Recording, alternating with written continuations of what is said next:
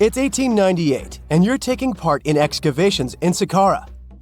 This place, not far away from Cairo, is full of ancient tombs and pyramids. You're in your Indiana Jones mood and hope to find something really phenomenal to become famous. Gold, manuscripts, treasure maps, mummies of famous pharaohs. Wait, a wooden bird? You're really disappointed as it looks like a regular toy. An old one, but still. Little do you know that years later, someone would propose that your bird was actually an ancient monoplane. So the artifact, nicknamed the Saqqara Bird, is made of a sycamore tree. The birdie has a wingspan of just 7 inches and weighs around 40 grams. A perfect original souvenir from Egypt, I would say. It's over 2,000 years old and looks pretty plain, without any carvings of feathers or other intricate ornaments. It has a beak and eyes, though, which makes our find look like a hawk, the emblem of the deity Horus. Its tail is rather unusual as it's squared, looks weirdly upright, and it seems like the sunken part of it was the place for a now missing piece. Humans love solving a good mystery, so there have been several attempts to explain the use of the birdie. First, quite simply, is that it was a ceremonial object. The second idea is that it was a toy for a child from some well-off family. It could have been some sort of boomerang, which was a popular concept in ancient Egypt. Then there was a theory that the bird had been used as a weather vane. But this one has been debunked as the figure doesn't have any holes or markings, except for the one made at the museum in Cairo to fix the exhibit on a stick. So there was no way to hang it in the past. Almost a century after the bird was found, Egyptologist Dr. Khalil Masiha proposed a new theory that it could have been a model of a monoplane. He believed the bird was missing a horizontal tailplane. Otherwise, it had its wings set at a right angle, similar to that of modern planes. It could have worked to generate the aerodynamic lift necessary for flights. Dr. Masiha also claimed that it was common at that time to place miniature models of technological inventions in tombs. So, did the ancient Egyptians really invent the plane in 200 BCE? That would make the Wright brothers, who are considered the inventors of aviation, really upset. They made one of their first flights only in 1903. There's just one way to know for sure, and that is to test the model. But you know, the ancient museum in Cairo would unlikely let one of their cherished exhibits fly around like a toy. That's why glider designer Martin Gregory built a similar model, this time of balsa wood, and concluded that even with the missing tailplane, the plane wasn't much of a flyer. Case solved? Not really. This didn't sound convincing enough to the History Channel, so they invited an aerodynamics expert to build another replica of the bird. He tested it in weather conditions similar to those in Egypt and was impressed with the little plane's abilities. So, if they did invent the prototype of a plane back in the times of pharaohs, it would be a good example of an oupart. That's an out-of-place artifact, an object that's way ahead of its time in terms of technology or history. And the Saqqara Bird isn't the only example of such a revolutionary concept. In 1901, a group of divers retrieved the Antiquity mechanism from an underwater shipwreck near the Greek island of Antiquity. It's been dubbed the world's first analog computer, and it's currently dated around 100 BCE. The bronze mechanism could tell the position of the sun, moon, planets, and stars, as well as the lunar phase, the dates of upcoming solar eclipses, and even the speed at which the moon moves through the sky. No one's sure who used it and how or where it was made. But it's obvious that it's extremely precise and way too advanced for its time. The first flushing toilets in the world were invented in the middle of the 20th century. Just kidding. The ancient Minoans on the Mediterranean island of Crete and the Indus Valley civilization both came up with this brilliant invention at the same time, around 4,000 years ago. The plumbing and sanitation were so well done that no one managed to design anything better until 2,000 years later. One ancient Minoan lavatory was discovered at the Palace of Knossos. It looks like it had a wooden seat set over a tunnel that directed water from a rooftop reservoir to an underground sewer. Other varieties got water from jugs. Only the super rich people could afford all this glory. So if you wanted to shop for real estate back then, the flushing toilet would be a telltale sign you were in the rich neighborhood. Automated doors became a cool, seemingly new invention back in 1931. But the technology behind them is actually much older. Think the 1st century CE old. Mathematician and engineer Heron of Alexandria came up with a hydraulic system to open and close temple doors. To bring it into action, you need to light a fire to produce heat. There was a brass pot under the fire, half filled with water. The inventor connected the brass pot to containers that acted as weights. When the fire was burning, the water moved into the containers.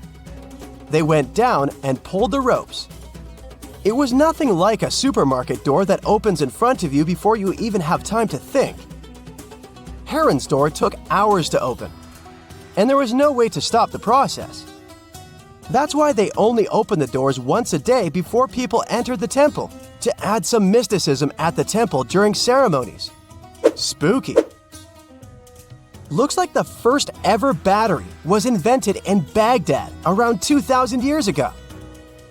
A German archaeologist found this oval-shaped clay jar in 1938. Scientists are still not sure what purpose it served and who exactly invented it. There is a theory that it was used for electroplating objects with precious metals. When they filled it with a weak acid like vinegar, the battery produced around 1 volt of electricity. Another theory says it was a vessel for sacred scrolls. Would you like to buy contact lenses designed by Leonardo da Vinci himself? In 1508, he invented a glass lens with a funnel on one side. You were supposed to wear it with water inside to improve your vision. Sounds a bit uncomfortable, doesn't it? So, around a century later, French scientist René Descartes decided to improve the idea and make the cornea contact the future lenses.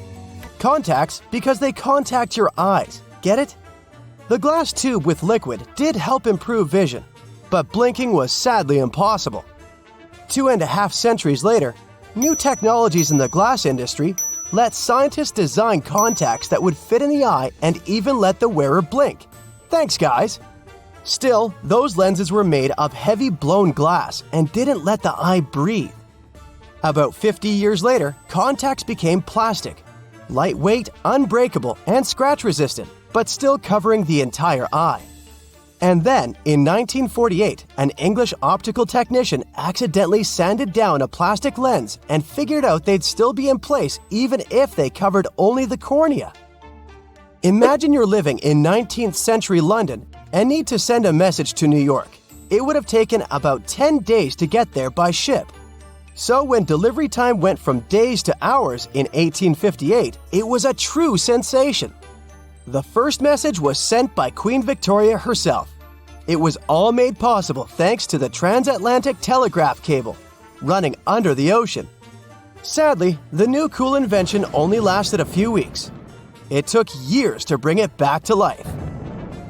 In 1850, French scientist Auguste Mariette went to Egypt looking for manuscripts, but accidentally found a head of a sphinx sticking out of the dunes.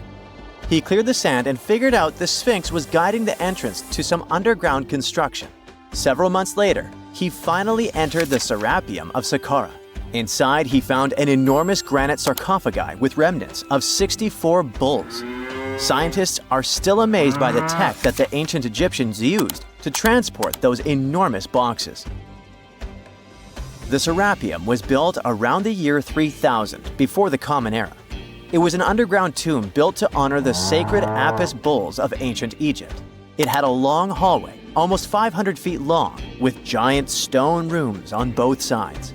Some of the sarcophagi weighed as much as 50 average cars. and all of them were made with super precision with exact 90-degree angles. These sarcophagi were beautifully decorated with hieroglyphs and carvings that told stories about the lives and importance of the Apis bulls. Now, there are 24 sarcophagi left. In ancient Egypt, Apis bulls were very special animals connected to the deity Ptah. They thought the bulls carried Ptah's spirit and wisdom, helped the pharaoh, and protected the Egyptians.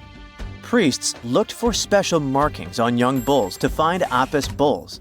It could be a white triangle on its forehead, which symbolized divine light, a shape on its back like a vulture's wing, and a scarab shape under its tongue, which stood for rebirth. If a bull had these signs, they believed it was chosen by Ptah and treated it like royalty. The chosen bulls lived in a special temple in Memphis, the city where they worshipped Ptah.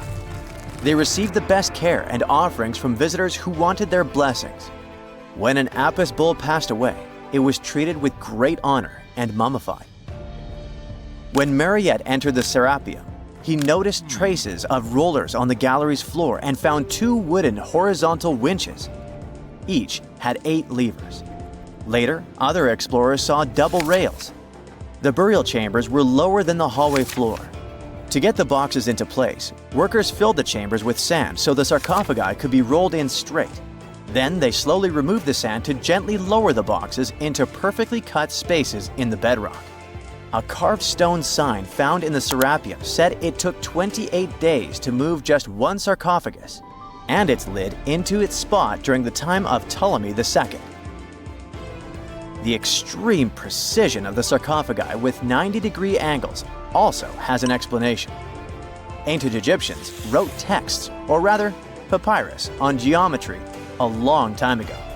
It shows that they knew the approximate number pi and could calculate the volume of a pyramid with its top cut off.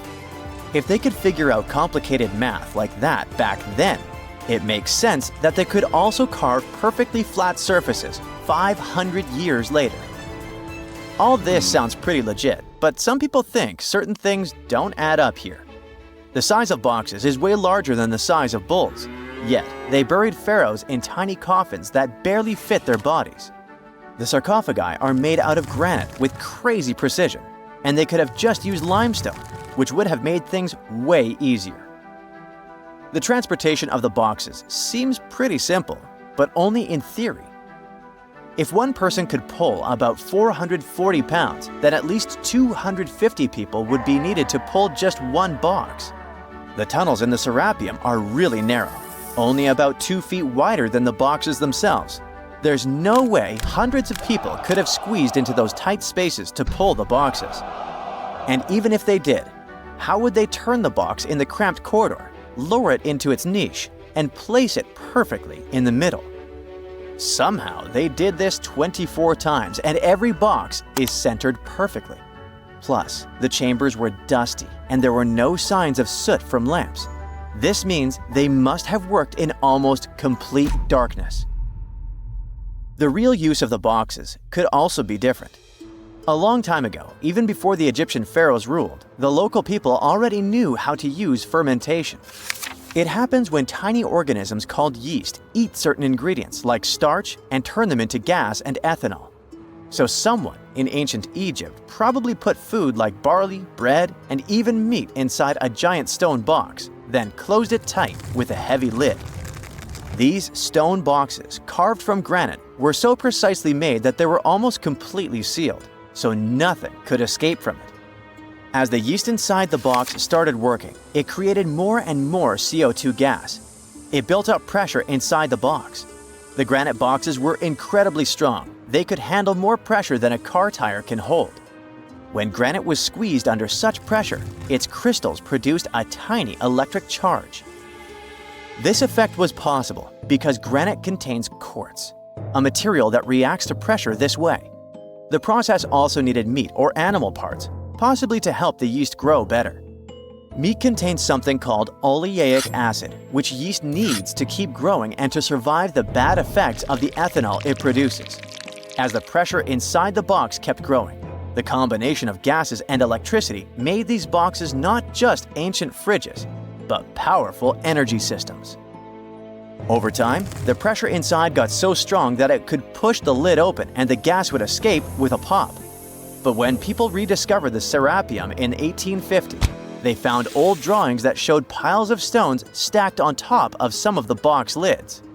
So, someone long ago probably tried to make the lids even heavier by adding extra weight to make it harder for the gas pressure to push them open.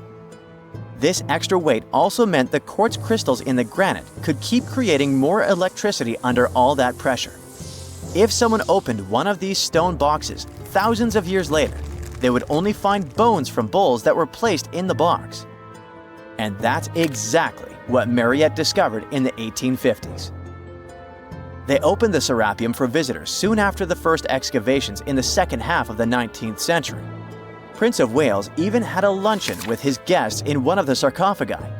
Sands and earthquakes made the site inaccessible for a while, but now you can visit it again and try to solve the mystery yourself. With new tech, we could have answers to many other historical mysteries soon.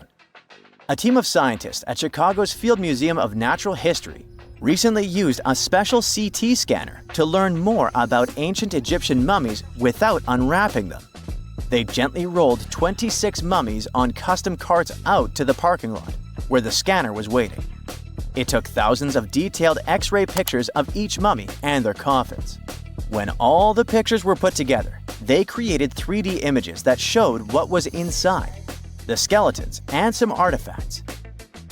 The scientists hope these images will help them understand ancient Egyptian burial practices from over 3,000 years ago. Even though the scanning process only took 4 days, it might take 3 years to study all the data. But scientists were able to learn some personal details about the mummies.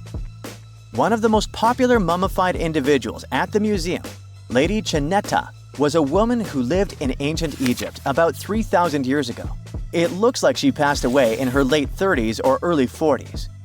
To make sure her body looked complete for the afterlife, embalmers put stuffing in her neck to keep it from collapsing. They also placed artificial eyes in her sockets, so she would have eyes in the next world. She was wrapped in fancy linen and placed in a beautifully decorated coffin. The scans revealed that it had been carefully crafted with a slit at the back, which embalmers used to fit the body.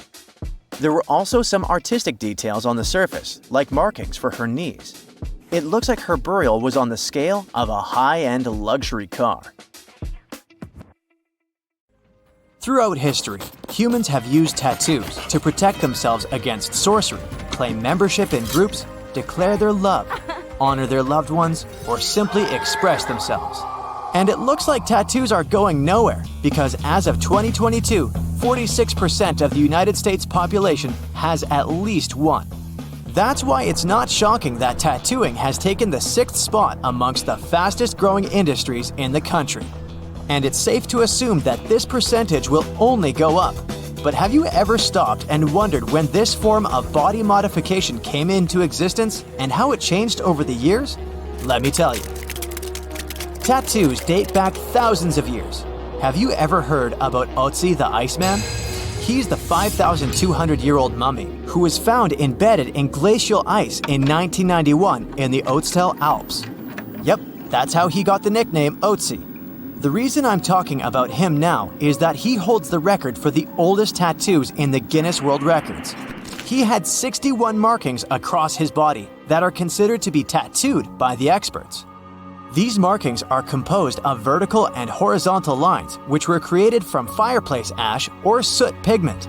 Otzi, however, was not trying to express his true self with them.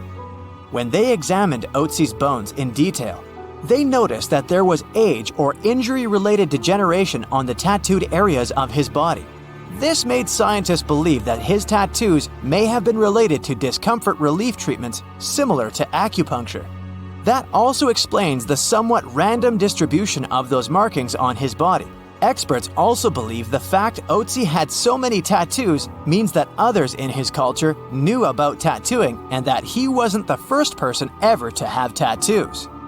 Although Otzi's tattoos are considered to be therapeutic, evidence of figurative tattoos, which are images of real subjects such as animals and so on, were also discovered on 2 5,000-year-old Egyptian mummies.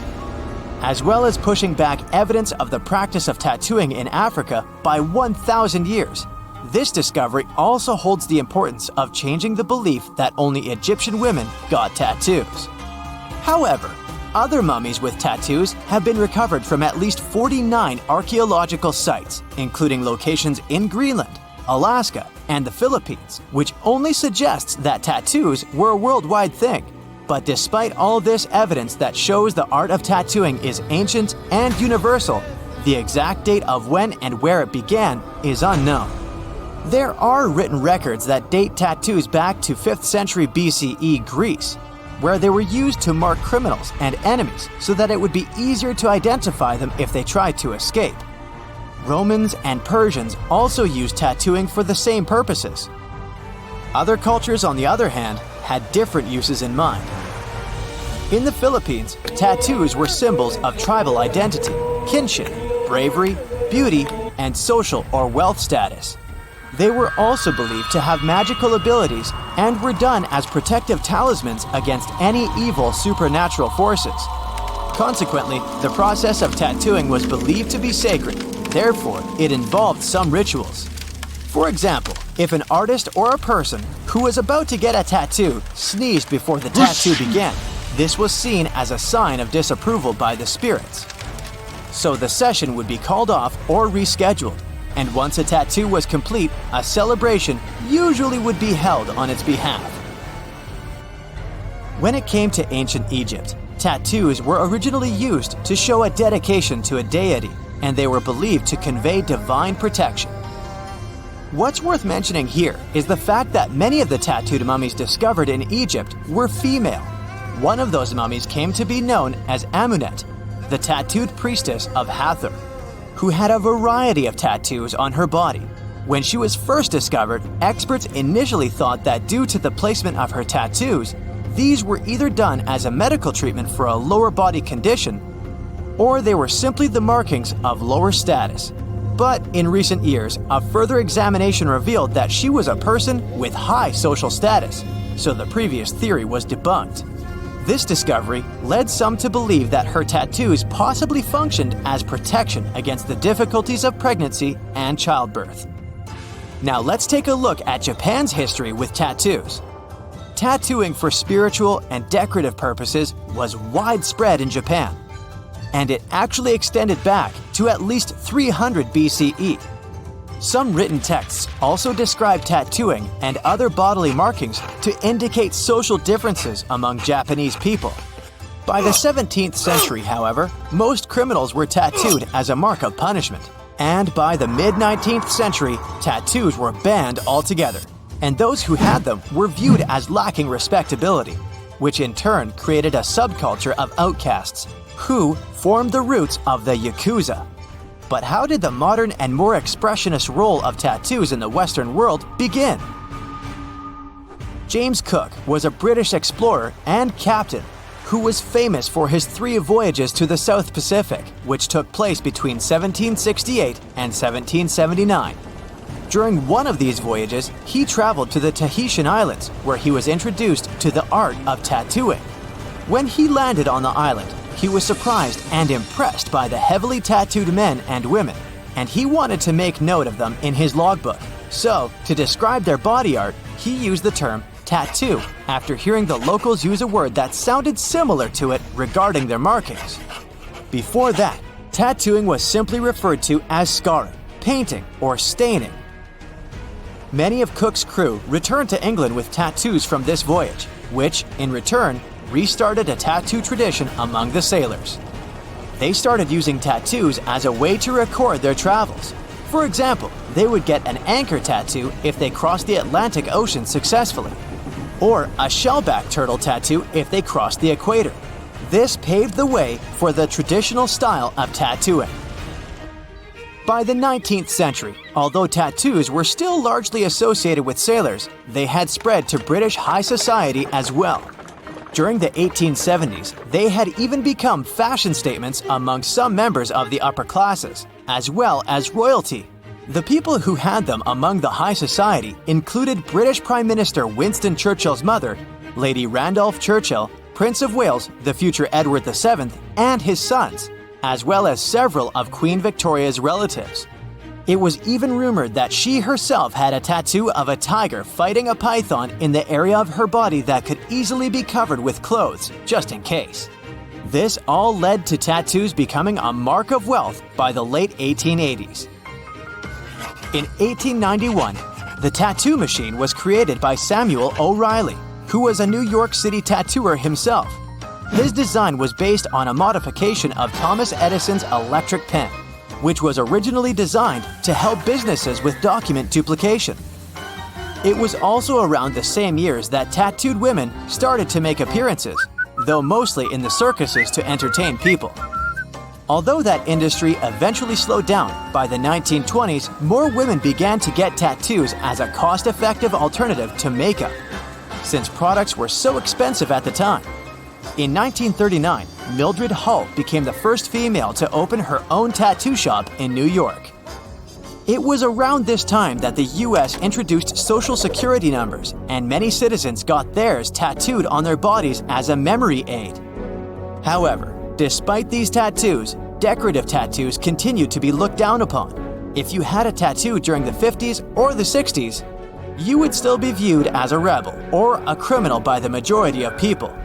In 1961, the New York City Health Department actually banned tattoos because they saw them as the cause of spreading diseases. The ban was not lifted until 1997. Today, tattoos are so common that even toys have them.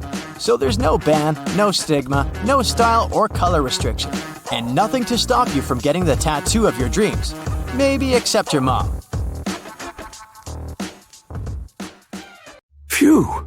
This summer has been turning up the heat like never before. We feel like roasted marshmallows on a sizzling grill. Yes, the world is getting hotter, but some regions have always fought with high temperatures. It turns out people had some inventions to keep themselves cool in ancient times too. Some of them are still functioning, even 3,000 years later. Let's take a look at how people saved themselves from heat throughout history. So, put an ice cube into your cold drink and get ready to hear how people survived the heat. Speaking of ice cubes, do you know that the Persians made an ice storage system? In the deserts of ancient Persia, people had an out-of-the-box idea about how to prevent their food from turning into a melted mess. These ingenious Persians stumbled upon a physics trick that allowed them to create ice in the middle of the desert. They called these cool structures yakhchuls, which basically means ice pits. These ice pits were not your ordinary coolers. They were like secret underground fridges. They looked like dome-shaped mud brick structures on the outside, but inside, it was a whole different world. These ice pits had an evaporation cooler system that worked like magic. At night, when the desert cooled down, Persians made use of the radiative cooling effect. They set up cleverly designed trenches to hold thin layers of water. The water froze, defying the desert heat. Then there were underground square storage areas. The Persians collected the melting ice water from these cooled trenches, and during the night, they froze it again, making the most of the desert's natural chill. To add to the cooling effect, they built a wall to shade the storage areas from the hot midday sun. And that's not all.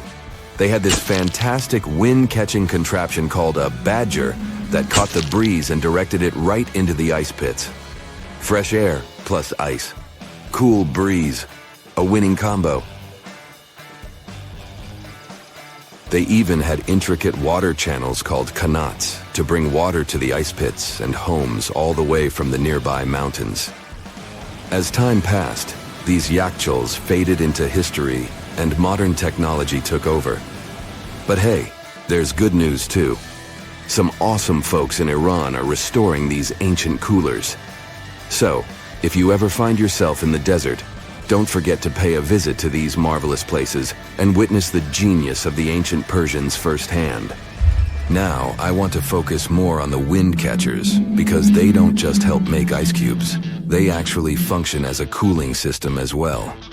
Back in the day, those clever architectural wonders were all the rage in places like Persia, modern-day Iran, Egypt, and the Middle East. Imagine tower-like structures with openings at various levels strategically placed to harness the power of nature's breeze. These openings were like magical portals for the wind. They captured those refreshing gusts and guided them right into people's living spaces. Basically, they were natural air conditioners. The breeze would gracefully flow downward, cooling the ground as it danced through the building. The secret sauce lies in the details: the tower's height, the number of sides, the openings, and the positioning of the interior blades. Everything plays its role in how efficiently the wind towers work out. Thanks to these wind catchers, ancient societies could enjoy comfy indoor temperatures without sweating. Can you imagine living in those times? Feeling the gentle breeze whisking through your home, keeping you feeling fresh and chilled out?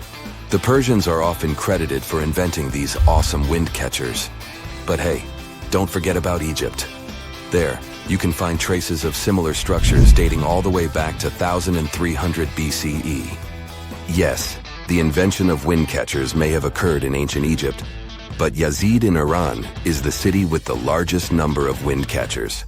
People wouldn't have been able to live there without these ancient ACs, because there was almost no rain in the area throughout the year. Now, let's look at these perforated double-skinned exteriors. Imagine dressing up a building with a fancy perforated screen. It's like giving its exterior a stylish makeover while keeping things chill inside. This genius technique, firstly, scatters the natural daylight, so no harsh sunbeams to blind you. The screen also offers shade like a pro, giving the building's interior a much-needed break from the blazing sun. Think of it as a natural sun hat for your home. Placing this screen about 4 feet away from the outer walls creates a breezy, dreamy hallway for fresh air circulation. And hey, they add a touch of elegance to the building too. These structures are sometimes called jali. Jaipur, India, for example, has an average daytime temperature of about 100 degrees Fahrenheit. So these structures are lifesavers. Jalis come in various forms, crafted from cement, earth, and wood. It's a cultural symbol deeply embedded in Indian architecture. You can find its captivating presence in iconic historical buildings like the majestic Taj Mahal and the Grand Red Fort in Delhi. But hey, it's not just a thing of the past.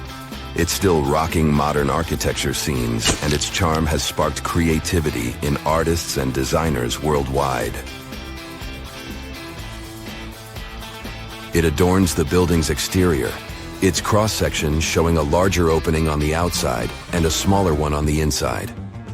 This is where the Venturi effect steps in to show off its physics prowess. As the air flows through the narrowing passage, it picks up speed, creating a difference in pressure between the inside and outside of the building. Air blowing at a higher speed gets compressed, and when released, it cools down. Mashrabia is a wooden lattice or screen used in the Middle East and North Africa. These decorative wonders are like window blinds, but they do more than just look pretty. They're smart too. They give privacy, shading you from the sun, and let fresh air and light in.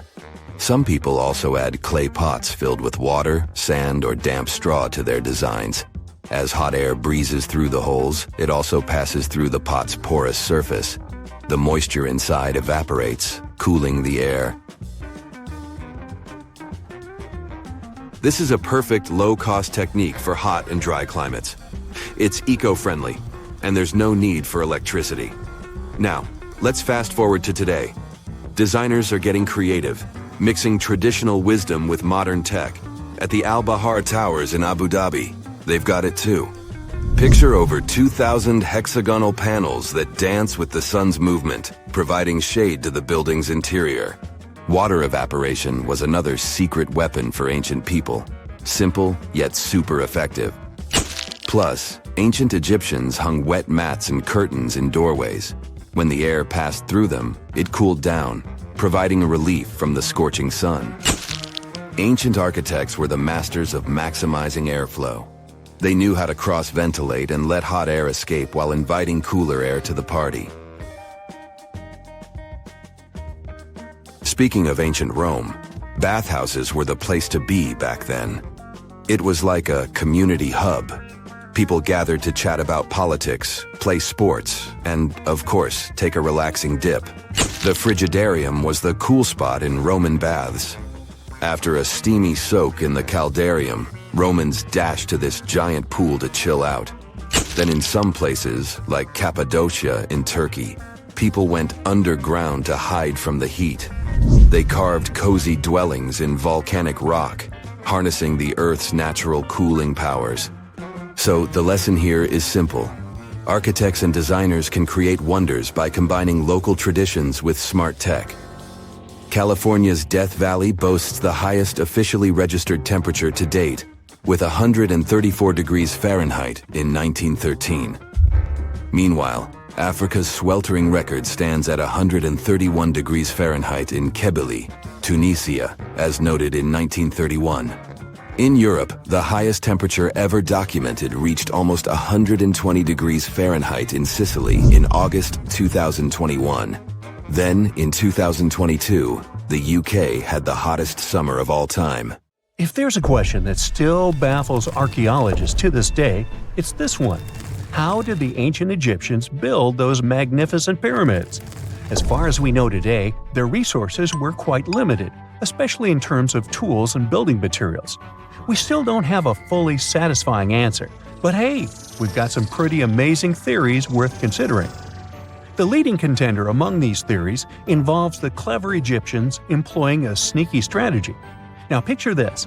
They constructed a slanted and curving mound made of bricks, earth, and sand encircling the pyramid to be. As the pyramid grew taller and taller, they simply increased the height and length of this wacky structure. It's like they were playing an ancient game of Jenga. Now, how did they get those massive stone blocks up there? Well, according to the legendary ancient Greek historian Herodotus, they used sleds, rollers, and levers. It sounds like they turned construction into a supersized game of tug-of-war. And guess what? Herodotus also claimed that the Great Pyramid, the one from Giza, the granddaddy of them all, took a whopping 20 years to build. There's more. Herodotus also dropped a mind-boggling number on us. 100,000 men were supposedly involved in this pyramid extravaganza. Did they hire the entire Egyptian population? Well, it might not be as far-fetched as it sounds. These men were probably mostly farmers, so they probably focused on the pyramids when there wasn't much work to be done in the fields. Like during the flood season of the Nile River. Obviously, specialists in the archaeological community had something to add to this theory. By the late 20th century, they discovered some evidence that suggests the workforce might have been smaller and more permanent than previously thought. Instead of a massive army of 100,000 pyramid builders, they proposed that a modest crew of around 20,000 workers, accompanied by support personnel like bakers, physicians, and even spiritual leaders, could have gotten the job done. There was also this theory that claimed that the pyramids were actually built from the top downward. It suggested that these colossal structures were nothing more than isolated hills used as quarries. The stones were supposedly drawn from these hills, and over time, competing engineers took charge and transformed them into the iconic pyramids we know today. Now, before you dismiss this theory as a wild fantasy, some folks thought it wasn't completely crazy. After all, there are instances where isolated hills exist, so maybe this theory had a tiny glimmer of truth. Whether it involved ramp building or ingenious work schedules, one thing is clear. Those pyramids have definitely left their mark on history and on our imaginations. Now, speaking of ancient Egyptian mysteries, there's this gigantic unfinished obelisk sitting in ancient Egypt, and scientists are trying to figure out how it was shaped. Now, some people suggest that our industrious ancestors used handheld pounders to get the job done. One expert has a different take on the matter, though. He argues that if we take a closer look at the pattern left behind by the shaping tool, we'll notice something peculiar. The walls of the trenches surrounding the obelisk display a neat and even pattern, which is pretty unlikely if they were pounded away by mere mortal hands. According to this expert, Those horizontal striations are usually the result of a tool that takes breaks while removing material, leaving its mark on the surface. But wait, there's more. Imagine the tool being rocked back and forth against the trench walls, clearing away the waste to keep the trench from narrowing. Well, in that case, the tool might have left some funky horizontal striations where it was pressed against the sidewall. This sounds like some fancy technology at play, don't you think? And guess what? The dynastic Egyptians probably didn't have access to that kind of know-how. Another famous Egyptologist from way back also uncovered a bunch of core drills during his adventures. Although the actual drill bits are missing, his collection houses these particular core remnants made of limestone, alabaster, and even granite. These constructions aren't the only amazing thing the ancient Egyptians left behind, though. As it turns out, the Egyptians were the genius minds behind the creation of the handheld mirror. Yeah, that little mirror you use every day to check yourself out. But here's the twist. These mirrors are like pieces of art. They were decorated with inscriptions and figures. But that's not all. The Egyptians had a serious concern with their appearance. They knew the importance of personal hygiene and looking fabulous. So, in their quest for pearly whites, they invented toothbrushes and toothpaste. Dental problems were pretty common back then, and their smiles weren't exactly all white. Dentistry wasn't their strongest suit, you see. Maybe their minds were distracted by all that pyramid building. So that doesn't mean those ancient toothpaste recipes weren't amazing. One delightful concoction included rock salt, mint, dried iris petals, and pepper. Some brave dentists in the 21st century tried it out, and it worked pretty well. Ground-up ash was also used in another recipe to create a tooth cleansing paste. Mint was missing, so that didn't do much for their breath. That's when the genius Egyptians came up with the world's first breath mints. They made tablets from heated spices like cinnamon, and they mixed it with honey. Now, let's shift gears to home decor, Egyptian style. They surely took ornamentation to the next level. While the concept of decorating furniture started in Mesopotamia, the Egyptians cranked it up a notch. They went all out with different colors of ink and even developed various weights of paper. Oh, and let's not forget about those cute little area rugs we all have in our homes today. Guess who came up with the idea? Yep, the Egyptians. They used the versatile papyrus plant to make those cozy rugs. And speaking of trends, the Egyptians loved their knickknacks. They had an assortment of small figurines in the shapes of cats, dogs, and people. These statues were made from various materials, like simple sun-dried mud to the ultimate bling of gold. It all depended on how loaded you were. The Egyptians were also all about farming, and they knew that clean water was crucial for their crops and animals. That's why they came up with some nifty inventions and techniques to make sure their land was fertile and their plants were happy. First off, they had the genius idea of using ox-drawn plows. They had two types of plows, heavy and light. The heavy plow would strut its stuff, cutting deep furrows in the soil, while the lighter plow followed behind, fluffing up the earth. But they didn't stop there. After plowing, the Egyptians would break up clumps of soil and sow the rows with seeds. To give those seeds a good old squish into the furrows, they'd march their livestock across the field, effectively closing up the furrows. But hey, all that hard work would be pointless if their seeds were as dry as the Sahara. That's where irrigation comes into play. The Egyptians were so good at it that other cultures, like the Greeks and Romans, couldn't help but copy their techniques. Now let's switch gears and talk about the marvelous architecture of ancient Egypt. These folks weren't just skilled farmers, they were also architectural maestros. They built these fancy canals to carry water to farms and villages, and boy, did they know how to make those canals look pretty. Just imagine strolling along a canal lined with ornate structures. The pharaoh Ramesses the Great was quite the overachiever when it came to construction. One of his mind-blowing creations was the construction located at Abu Simbel. This building was designed so that twice a year, the sun would shine directly into it and illuminate the statues of Ramesses. And let's not forget about the corbelled arch. Without this architectural gem, we'd be missing out on some mind-boggling structures like the Great Pyramid. The Egyptians knew how to make things stand tall and proud, thanks to their engineering and construction wizardry. They built grand halls and inner sanctums that make your jaw drop, and some of these temples doubled as astronomical observatories. When you think of an epic desert scene with blazing sun, endless dunes, and those magical little oases, you probably picture the legendary Sahara, right? But what if I tell you that 11,000 years ago, this vast expanse of hot sand looked totally different than it does today? Yeah, I don't know, I wasn't around then. But I'm told that back then, what we now call a desert was a lush paradise, brimming with lakes, rivers, grassy plains, and even woodsy forests. So, where did all this water go? There are many stories about the distant past of our planet when deserts were covered with jungles and forests, and then something happened, like changing climates or colossal earthquakes, and it all turned green lands into dunes. But how about a theory that Sahara became a desert because of humans and goats? The Sahara has seen its fair share of wet and dry drama throughout the ages, mostly thanks to little shifts in Earth's orbital tilt, causing variations in how much solar radiation hits the atmosphere. There were even times called the African humid periods, when the rain would pour in and transform the dry landscape into a bright green haven.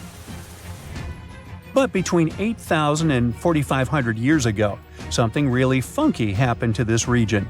Certain areas went from humid to dry, way too fast to explain it by just orbital changes.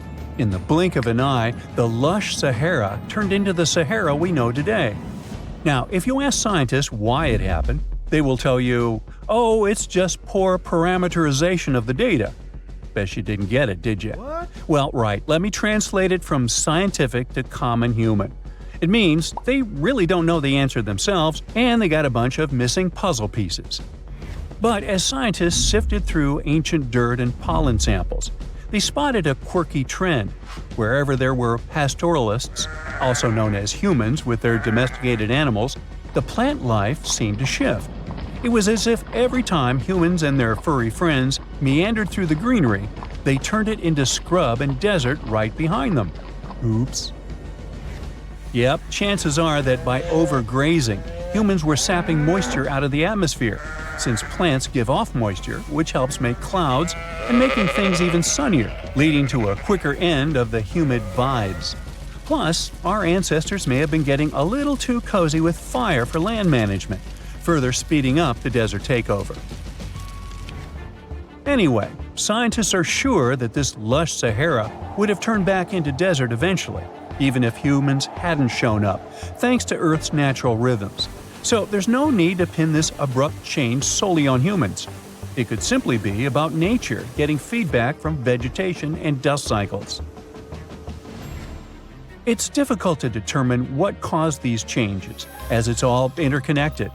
During the last humid period, the Sahara was filled with hunter-gatherers. As things got a little drier, they started herding animals for food. The weather pushed people to herd cattle. It's also possible that grazing sped up the landscape degradation. So, which came first, the chicken or the egg? Or in this case, the human or the cow? It's tough to tell with the evidence we have now. Now today, it's safe to say that water is no longer that big of a problem in the Sahara, even though it's a huge desert and the times of lush forests there are long gone. But technology's got us covered. For example, the Nubian Sandstone Aquifer System, the biggest underground water stash on the planet. It's nestled beneath the Sahara Desert's eastern edge and stretches across 4 northeastern African countries – Sudan, Chad, Libya, and Egypt, covering a whopping 770,000 square miles and holding around 36,000 square miles of groundwater. Just look at the pipes transported when it was being built. It's the world's largest irrigation project. No wonder it's feasible to thrive in the Sahara today. But imagine thriving in the Sahara Desert with just one water source. Sounds like a tough gig, right? But the ancient Garamantes did just that, surviving and even thriving for nearly 1,000 years without monsoons or rivers flowing to their desert paradise. These clever folks were the trendsetters of urban life in the sands, and even the Romans couldn't help but notice their genius. While many thought they were just desert-dwelling savages, the Garamantes were busy building an empire in one of the toughest climates on Earth. But how did they do that? Well, they got crafty and dug a whole bunch of underground tunnels to tap into a massive sandstone aquifer. They were literally squeezing every drop of life from under the dunes. But recently, research showed that the Garamantes weren't just hardworking, they were pretty lucky too. The Garamantes had an underground aquifer that brought water up to a hill where they built over 500 fagaras, which are irrigation systems, some stretching as long as 2.5 miles. It was like sipping water through a straw, which let them irrigate their crops for nearly a century, especially since even a little rain would help recharge the system. But eventually, due to rain insufficiency, the aquifer ran low, and reaching it again would have meant digging more tunnels and relying on more people. That's a tough problem, considering these people were in the middle of food and water shortages. Guess I don't need to tell you what happened to the Garamantes, do I? The fall of the Garamantian culture might be linked to several factors. It may have been due to climate changes, or they may have simply used their water resources too much. Back in the day, the Sahara Desert was actually fertile agricultural land, thanks in part to the cool irrigation system the Garamantians created. But since fossil water isn't something you can replenish over time, the groundwater levels dropped pretty low. This likely played a big role in the kingdom's decline by the late 7th century CE. That sounds like someone who hit a lottery jackpot, used up all the money, and went back to their original not-so-cool job once the bank account got fully drained. Oh, by the way, even if the Garamantes left some secret wisdom messages for us, the chances are we'll never get what they wanted to tell us. Nobody really knows what language they used, and their texts are nearly indecipherable to us today. But let's go back to the Green Sahara. So it transformed into a desert about 4,500 years ago. But today, we can understand how people lived in those times in the Sahara thanks to natural parks in Africa that have the ultimate outdoor art gallery. There are well over 15,000 ancient paintings and carvings depicting everyday life from around 11,000 years ago. However, if the carvings aren't enough for you and you feel like visiting an actual green desert, all you have to do is book a flight to California. One of the most beautiful phenomenon in the world, the superbloom, takes place here. Look at all these colors: orange, green, pink. It's a miracle. Wildflowers bloom right in the middle of a hot desert after several years of rainfall in dry places. It's such a bright and colorful landscape that superblooms can be seen from space. This rare phenomenon can be observed in other arid places and deserts in western and southern Africa, Western Australia, and Chile. In all these places, the weather is very hot and dry in summer. Mild humid air comes in winter, and this is the ideal environment for mass flowering. Flower seeds that lie in desert sands can wait for decades before starting to produce flowers. When the hot sun destroys all the weeds and grass, and the rainfall becomes enough to moisten the soil, the seeds are kind of like, well, okay, now it's our turn to play a big game. And then hundreds of thousands of tourists come to take photos and post these beautiful pictures on social media. And this, unfortunately, is one of the main dangers for flowers. Therefore, if you find yourself in a place like this, don't pick the flowers and don't trample on them. Stay on the path, don't litter. Take only pictures and leave only footprints. You get it? Good. The story goes that two Mayan twin boys loved to play ball. Sure, they were really good at it, but they also made a lot of noise when playing. The lords of the underworld soon became bothered by the sound and summoned the two boys to the underworld, a place the Mayans called Xibalba. As soon as the boys reached their gloomy destination, the lords of the underworld began putting them through a series of tests. Soon enough, the inexperienced twin boys failed the tests and lost their lives. But this was not in vain. This sad event resulted in the appearance of a beautiful fruit tree. Soon enough, a young woman saw a beautiful fruit on this tree and reached up to pick it.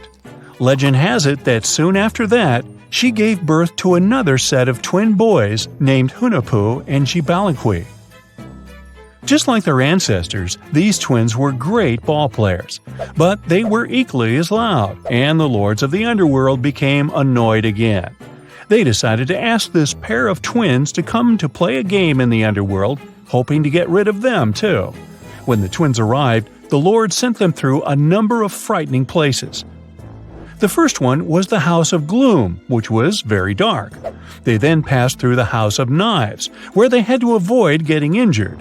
The twins then built a fire in the House of Cold, so that they didn't freeze, and ran through the House of Jaguars, where they tricked the animals into not eating them. Finally, they entered the House of Bats, where they seemed to have lost their luck. One of the bats managed to run off with Hunahpu's head. The lords then challenged the twins to play ball with them, but the boys were clearly at a disadvantage. Xibalanqui placed a turtle on Hunahpu's shoulders to make up for his lost head, and they began playing. As the lords became distracted by an animal near the court, Xibalanqui stole his brother's head and placed it back in its place. Much to the annoyance of the lords, the twins were now able to tie the game. Hunahpu and Xibalanqui continued to perform a series of tricks for the lords of the underworld. One of them involved Xibalanqui injuring Hunahpu and then bringing him back to life. The lords were so impressed by the twins' performance that they asked them to do the same trick on them. Of course, the twins agreed, but after performing their trick on some of the lords, they refused to revive them. Seeing what had happened, the lords of the underworld admitted defeat and begged for their lives, promising not to intervene in the lives of people ever again. Hunahpu and Xibalanqui were happy to have avenged their ancestors and gained the respect of the lords. Legend has it that the lords of heaven were so impressed by the twins that they took them to live in the sky by turning them into the moon and the sun. The Maya civilization was one of the most dominant indigenous societies in history, and their folklore and traditions are still discovered and studied today. They used to live in a territory called Mesoamerica. It was made up of modern-day Mexico and parts of Central America like Guatemala, Belize, Honduras, Yucatan Peninsula, and El Salvador. They lived from 1800 to 900 BCE and up to 900 to 1500 CE. Apart from their impressive legends, the Maya were very skilled inventors. They're known for their calendars, writing systems, farming methods, and sports. Their writing, for example, was found preserved on buildings and stone monuments, as well as in rare books and pottery. It's a system made out of more than 800 hieroglyphics in various combinations. Each of those signs was said to represent a syllable. Their writing system was deciphered by accident by Tatiana Proskorakov, an American woman who initially studied to be an architect. Since she didn't find a job in her field, she eventually became a Mayanist in her own right, despite not being academically trained. She was the first to notice that the Mayan upended frog glyph meant birth, and that their toothache glyph meant the date when the king ascended to the throne. It made it easier for scientists to pinpoint birthdays, as well as the names of the rulers of a specific Mayan dynasty. They also invented the concept of zero, which is seen as one of the greatest innovations in mathematics, physics, and human history altogether. Sure, even back then, people understood the idea of having nothing, but the concept of zero as a number is a relatively new invention. A fun fact about Mayans is that they really liked hats. The bigger your hat was, the more important you looked. Not only was it a sort of fashion statement, but it also made them look taller, which was a big deal for their aesthetic. The Mayans also came up with one of the most intricate and complex calendars in human history. It was the first to use zero as a placeholder. Their calendar ended on December 21st, 2012, which led some people to believe that it translated to the end of the world. Obviously, that was not the case. It just so happened that the date coincided with the end of a Mayan cycle of years. But you know, as advanced in science and astronomy as they were, they did make some mistakes. One of them was their belief that the world was flat. Their theory was that the four corners of the world were watched by the Brother Lords, who kept the sky from falling over their lands. Hats off for their menus, though, as they were well-known chocolate eaters. They turned eating chocolate into a form of art. The drink they made wasn't really like the hot chocolate we enjoy today, though. The recipe included mixing cacao with water, honey, chili pepper, cornmeal, and other ingredients to make a foamy, spicy drink. The ritual of drinking cacao was a crucial part of their celebrations. We're not done discovering all the amazing parts of their architecture and civilization. It was only a few years ago that a Maya pyramid was found at Tonina, in the Mexican state of Chiapas. It was estimated to be more than 1,000 years old. The reason why it escaped archaeologists for so long was that it lay hidden under what was believed to be a natural hill. The ruins of two Mayan cities have been recently discovered in the Mexican state of Campeche. Why didn't we find them until now? Well, they were concealed by really thick vegetation, which made it difficult for archaeologists to reach them. The Mayans didn't just disappear. Their descendants are still around today, many of them choosing to live in their ancestral homelands. You can find them in Guatemala, for example, where the Maya people make up the majority of the population. Overall, the Maya ethnic group contains people that speak different Mayan languages, such as Yucatec, Quiche, Quechua, or Mopan.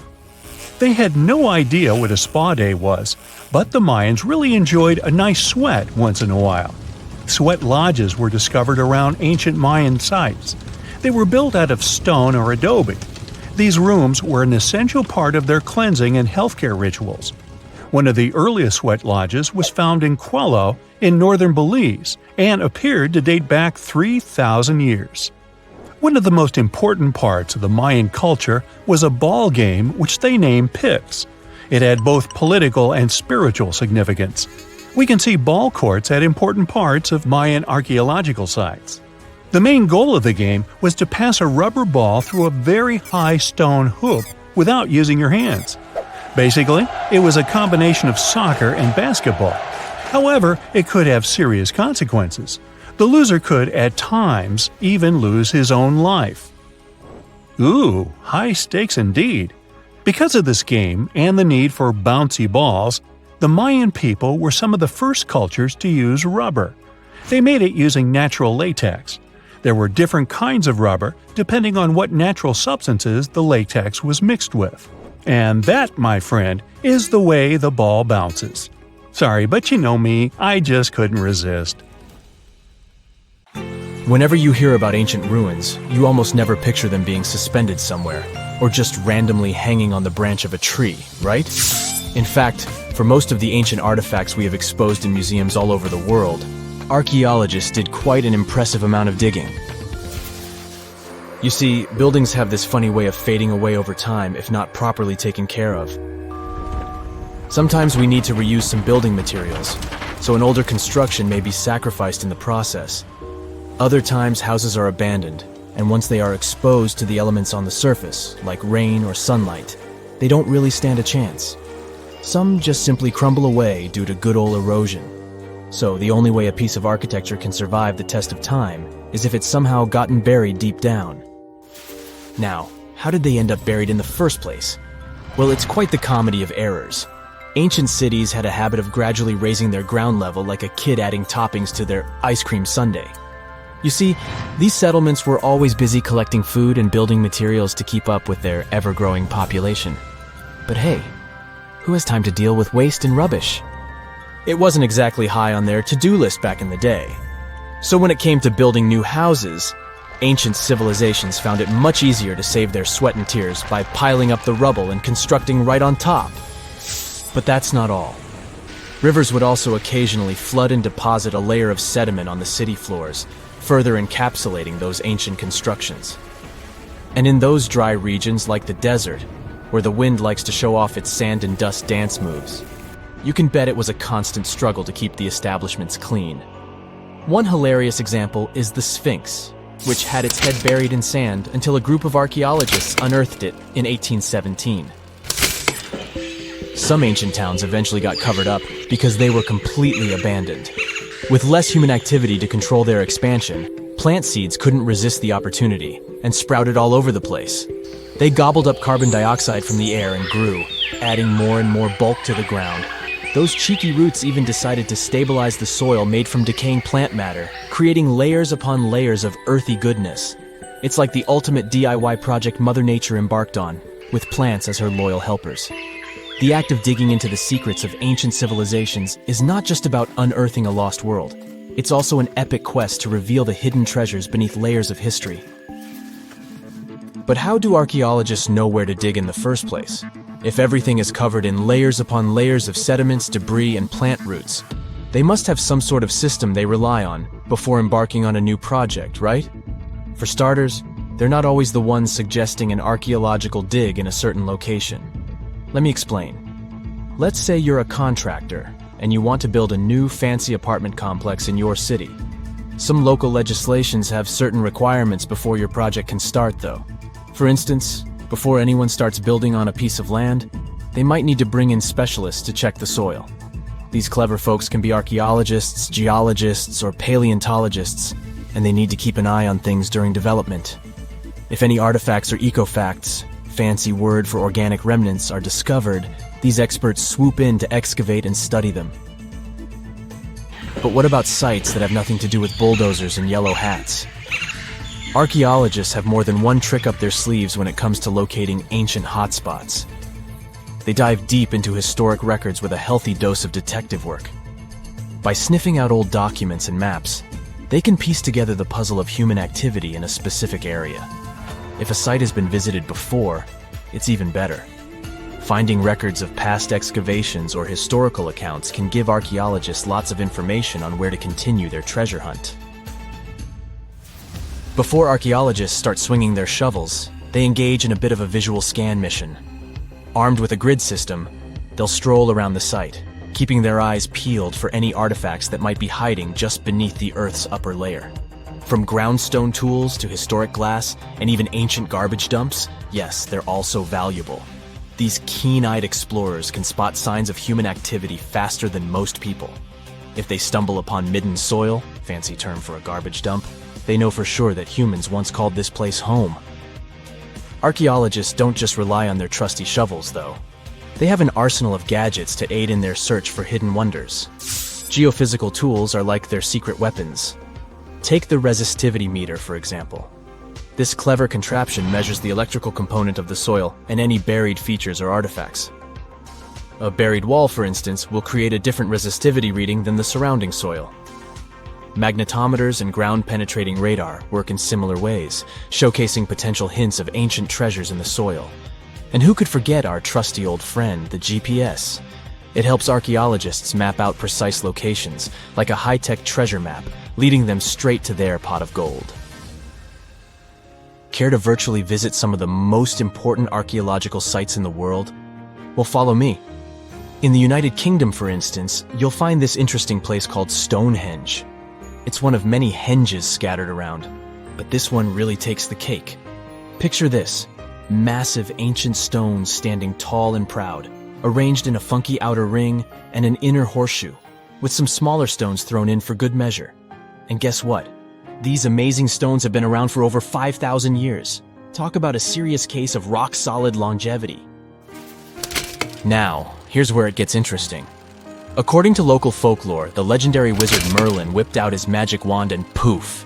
He teleported these massive stones all the way from Ireland. Apparently, some giants had assembled them there, but Merlin decided they would look much better at their new location. Others think it's just the ruined remains of an old Roman spiritual edifice. These amazing structures were built by our Bronze Age ancestors. With their simple tools and limited tech, they managed to create this monumental masterpiece. Impressive, right? Unfortunately, there's still so much we don't know about this area. Stonehenge's initial purpose remains a mystery to this day. Sure, there are lots of theories, but scientists have yet to agree on the subject. However, we do know that it's perfectly aligned to catch the sunrise during the summer and winter solstices. The ancient city of Pompeii is an equally amazing archaeological site. Picture this: Mount Vesuvius, a notorious troublemaker, decided to throw a volcanic tantrum and completely covered this ancient Roman city. It turned it into a time capsule, located outside present-day Naples in Italy. Fast forward to the year 1748, when a bunch of adventurous explorers stumbled upon Pompeii. Lo and behold, they discovered a treasure trove of well-preserved goodies: streets, houses, food. Probably a bit stale by then. Blingy jewelry, fancy sculptures, colorful frescoes, everyday household items, and even animal and human remains. It was like an epic archaeological party. From the looks of it, Pompeii had it all. Fancy houses and villas, a massive 20,000-seat arena, cute little artisan shops, hangouts like taverns. And let's not forget the saucy spots like those luxurious bathhouses for some intense pampering. There's also the Sanctuary of Apollo, where people used to gather for their daily dose of worship. And of course, the bustling heart of the city, the Forum of Pompeii, where all the cool people used to hang out. And guess what? Pompeii is so cool that it made it to UNESCO's World Heritage List back in 1997. That's like the ultimate Hall of Fame for historical awesomeness. It also includes many other famous buildings and sites, like the Taj Mahal in India and the Acropolis of Athens in Greece. So, imagine you're 15 and you get bored of playing video games. Instead, to pass the time, you decide to give some attention to an old hobby of yours, tracking down lost Mayan cities. You've heard that some ancient civilizations are said to have built entire cities based on constellations, so you decide to check out whether that was true for the Mayans. You find a book containing all the constellations the Mayan civilization believed to exist. You open good old Google Maps and map every ancient Mayan city discovered to date. You start seeing that this information actually matches. And truly, the biggest ancient Mayan cities correspond to the brightest and biggest stars of the Mayan constellations. Okay, this is getting interesting. You manage to map out over 100 ancient cities when you suddenly notice something strange. There's an area in the Yucatan Peninsula in Mexico where archaeologists have unearthed 2 Mayan cities. But on the constellation map, there are 3 stars. Could this mean there is a long-lost city waiting to be discovered nearby? You might think this sounds too daydreaming, but the story is actually true. The previous account happened to a Canadian teenager named William Gaddery. The boy is known as a science genius and had even won an award for the constellation theory we presented just now. When he noticed that a 3rd city was missing from the 23rd constellation he was examining, he began to scour the internet for satellite pictures that could help him solve this mystery. He looked into images from NASA, JAXA, a Japan-based satellite company, and Google Earth. These images were still insufficient to answer his questions, so he reached out to a friend inside the Canadian Space Agency. His friend provided him with state-of-the-art satellite imagery that gave him the answer he was looking for. According to the images, there is a large square area right on the border of Mexico and Belize, which looks like the remains of a city. William took the images to a remote sensing expert known as Dr. Armand Larocque from the University of New Brunswick. They studied the images thoroughly and concluded that the area could be housing 30 buildings and even a large pyramid. The scientific and archaeological community went crazy with the 15-year-old's discovery. Could this really be true? Some background. Lost Mayan cities began to be unearthed in the mid-20th century. Since then, ruins from cities such as Tikal, Palenque, and Uxmal have been rediscovered. The Mayans were one of the biggest pre-Columbian civilizations living in the Americas. They began to settle in the area as early as 1500 BCE. Experts believe that, at its height, the Mayan civilization consisted of over 40 cities, with a population of millions of people. That's a crowd. And their cities were pretty interesting. Their civilization spanned over Mexico's Yucatan Peninsula, Guatemala, and Belize. They survived mainly on agriculture, so they developed a complex irrigation system in most of their cities. They built a series of ceremonial buildings, pyramids, plazas, and even courts for ball games. The Mayans were keen pyramid builders, but they also developed an advanced astronomical system.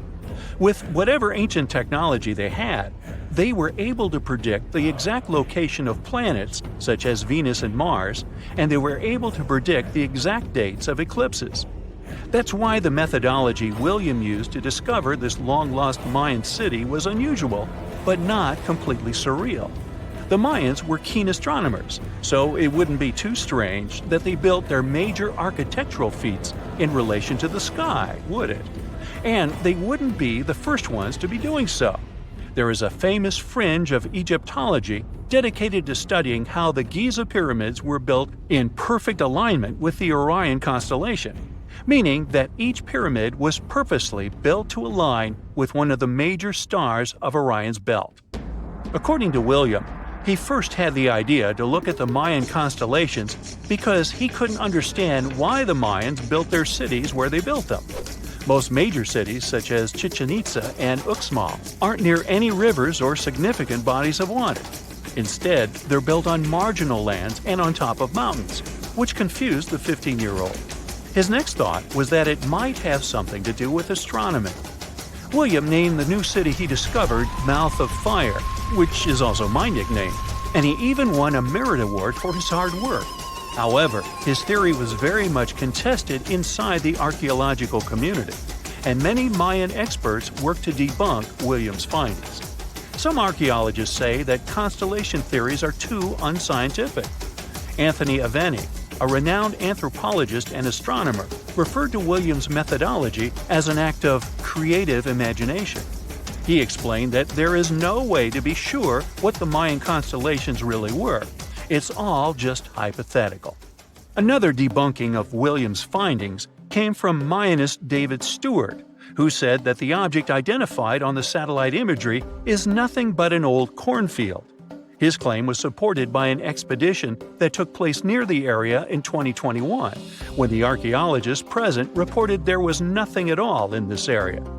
Still, a 15-year-old boy almost found a long-lost Mayan city, which is pretty exciting if you ask me.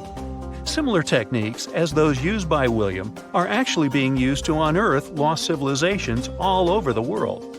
According to space archaeologist Serapeum, satellite imagery has been a key player in discovering ancient cities in Egypt and other places. Sarah herself spends most of her days scouring images for any sign of where there could have been cities long ago. What happens, she says, is that any time you have something buried, it's going to be covered either by vegetation, soil or sand, or some other modern construction on top of it. In order to assess whether there is something hidden under large canopies of vegetation or not, she uses infrared technology, for instance. A major recent discovery in Brazil was done in a similar way. Satellite imagery detected a network of trenches dating back to 200 to 1200 CE. These suggest settlements that could have supported around 60,000 people. But in this case, the satellite imagery did indeed correspond to what was on the ground. Researchers from the University of Florida found several mounds that were accompanied by ditches and geoglyphs. Archaeologists also found remnants of carefully designed walls, centered around plazas, much like the type of construction done by the ancient Mayans. Advances in satellite tech have also shed new light on long-discovered ancient Mayan cities, such as Tikal. Located in the heart of the Guatemalan jungle, Tikal is believed to have been the capital of the ancient Mayan Empire. At its height, it was comparable in importance to cities such as London or New York in today's world.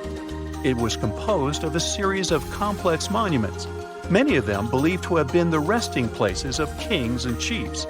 Tikal is already known to have been big, but recent discoveries show it could have been even 3 times larger than what scientists originally believed. The main discovery revolves around a fortification on the outskirts of the city, indicating how far the original city stretched. And new discoveries still take place. In 2017, researchers also unearthed new clues regarding the potential causes of the decline of the Mayan civilization.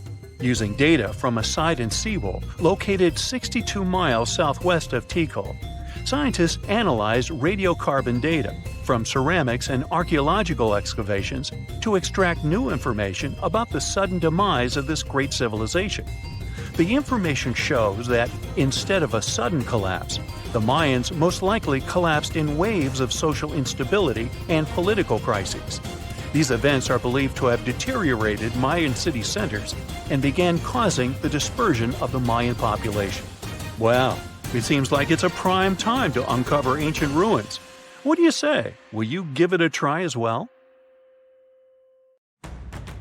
Ooh, so check this out. Researchers just found some super old footprints from a family of extinct humans, like we're talking 300,000 years ago. The prints belong to a group of Homo heidelbergensis. Ooh, that's a tough one, but I nailed it.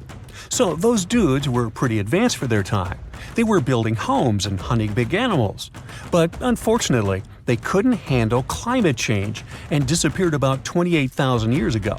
No, they weren't sissies, trust me. The weather was really tough back then, and they couldn't just go grab a down jacket like you do. So, the University of Tübingen crew made the discovery in Germany, where they found the perfectly preserved prints in a forest by a lake. Apparently, elephants, rhinos, and other critters used to come relax by the lake, and so did this Heidelberg family. The scientists believe they were probably just a family outing rather than a group of adult hunters, since there were little kid footprints too. And depending on the season, they could munch on plants, fruits, leaves, shoots, and mushrooms around the lake. Experts even found tracks from an extinct elephant species that used to weigh up to 13 tons. Now, can you imagine seeing one of those in person? Just so you know, 13 tons is about 45 times as heavy as a pig. Oink. They were digging around in Schöningen when they stumbled upon some elephant tracks that were 21 inches long. That's like the length of a really big ruler. They even found wood fragments in the ruts that the elephants had left behind. But wait, there's more. They also found a rhino print from the Pleistocene era, which is pretty wild. It's the first time they found a footprint from this particular species in Europe. Who knew rhinos had such big feet? Except those whom the rhino stepped on. Meanwhile, over in New Mexico, some British and American archaeologists found some ancient human footprints that date back 23,000 years. They used radiocarbon dating to figure out when these footprints were made, and it turns out they were stomped into the mud during the last glacial maximum. That's when ice sheets covered much of North America and sea levels were lower than they are now. Now, we've always thought that humans first made their way to North America between 13,000 and 16,000 years ago. But these footprints suggest that our ancestors were wandering around way earlier than that. Some people even think that humans might have been hanging out in North America as far back as 33,000 years ago, although not everyone is convinced. Alrighty, if there were footprints, there must have also been some shoes too, am I right? Well, researchers may not have found signature Gucci loafers, even though they've been around since 1953, but they did find a cave in Armenia full of ancient artifacts from the Copper Age. And guess what? Those artifacts included a seriously well-preserved shoe that's now the oldest footwear ever found.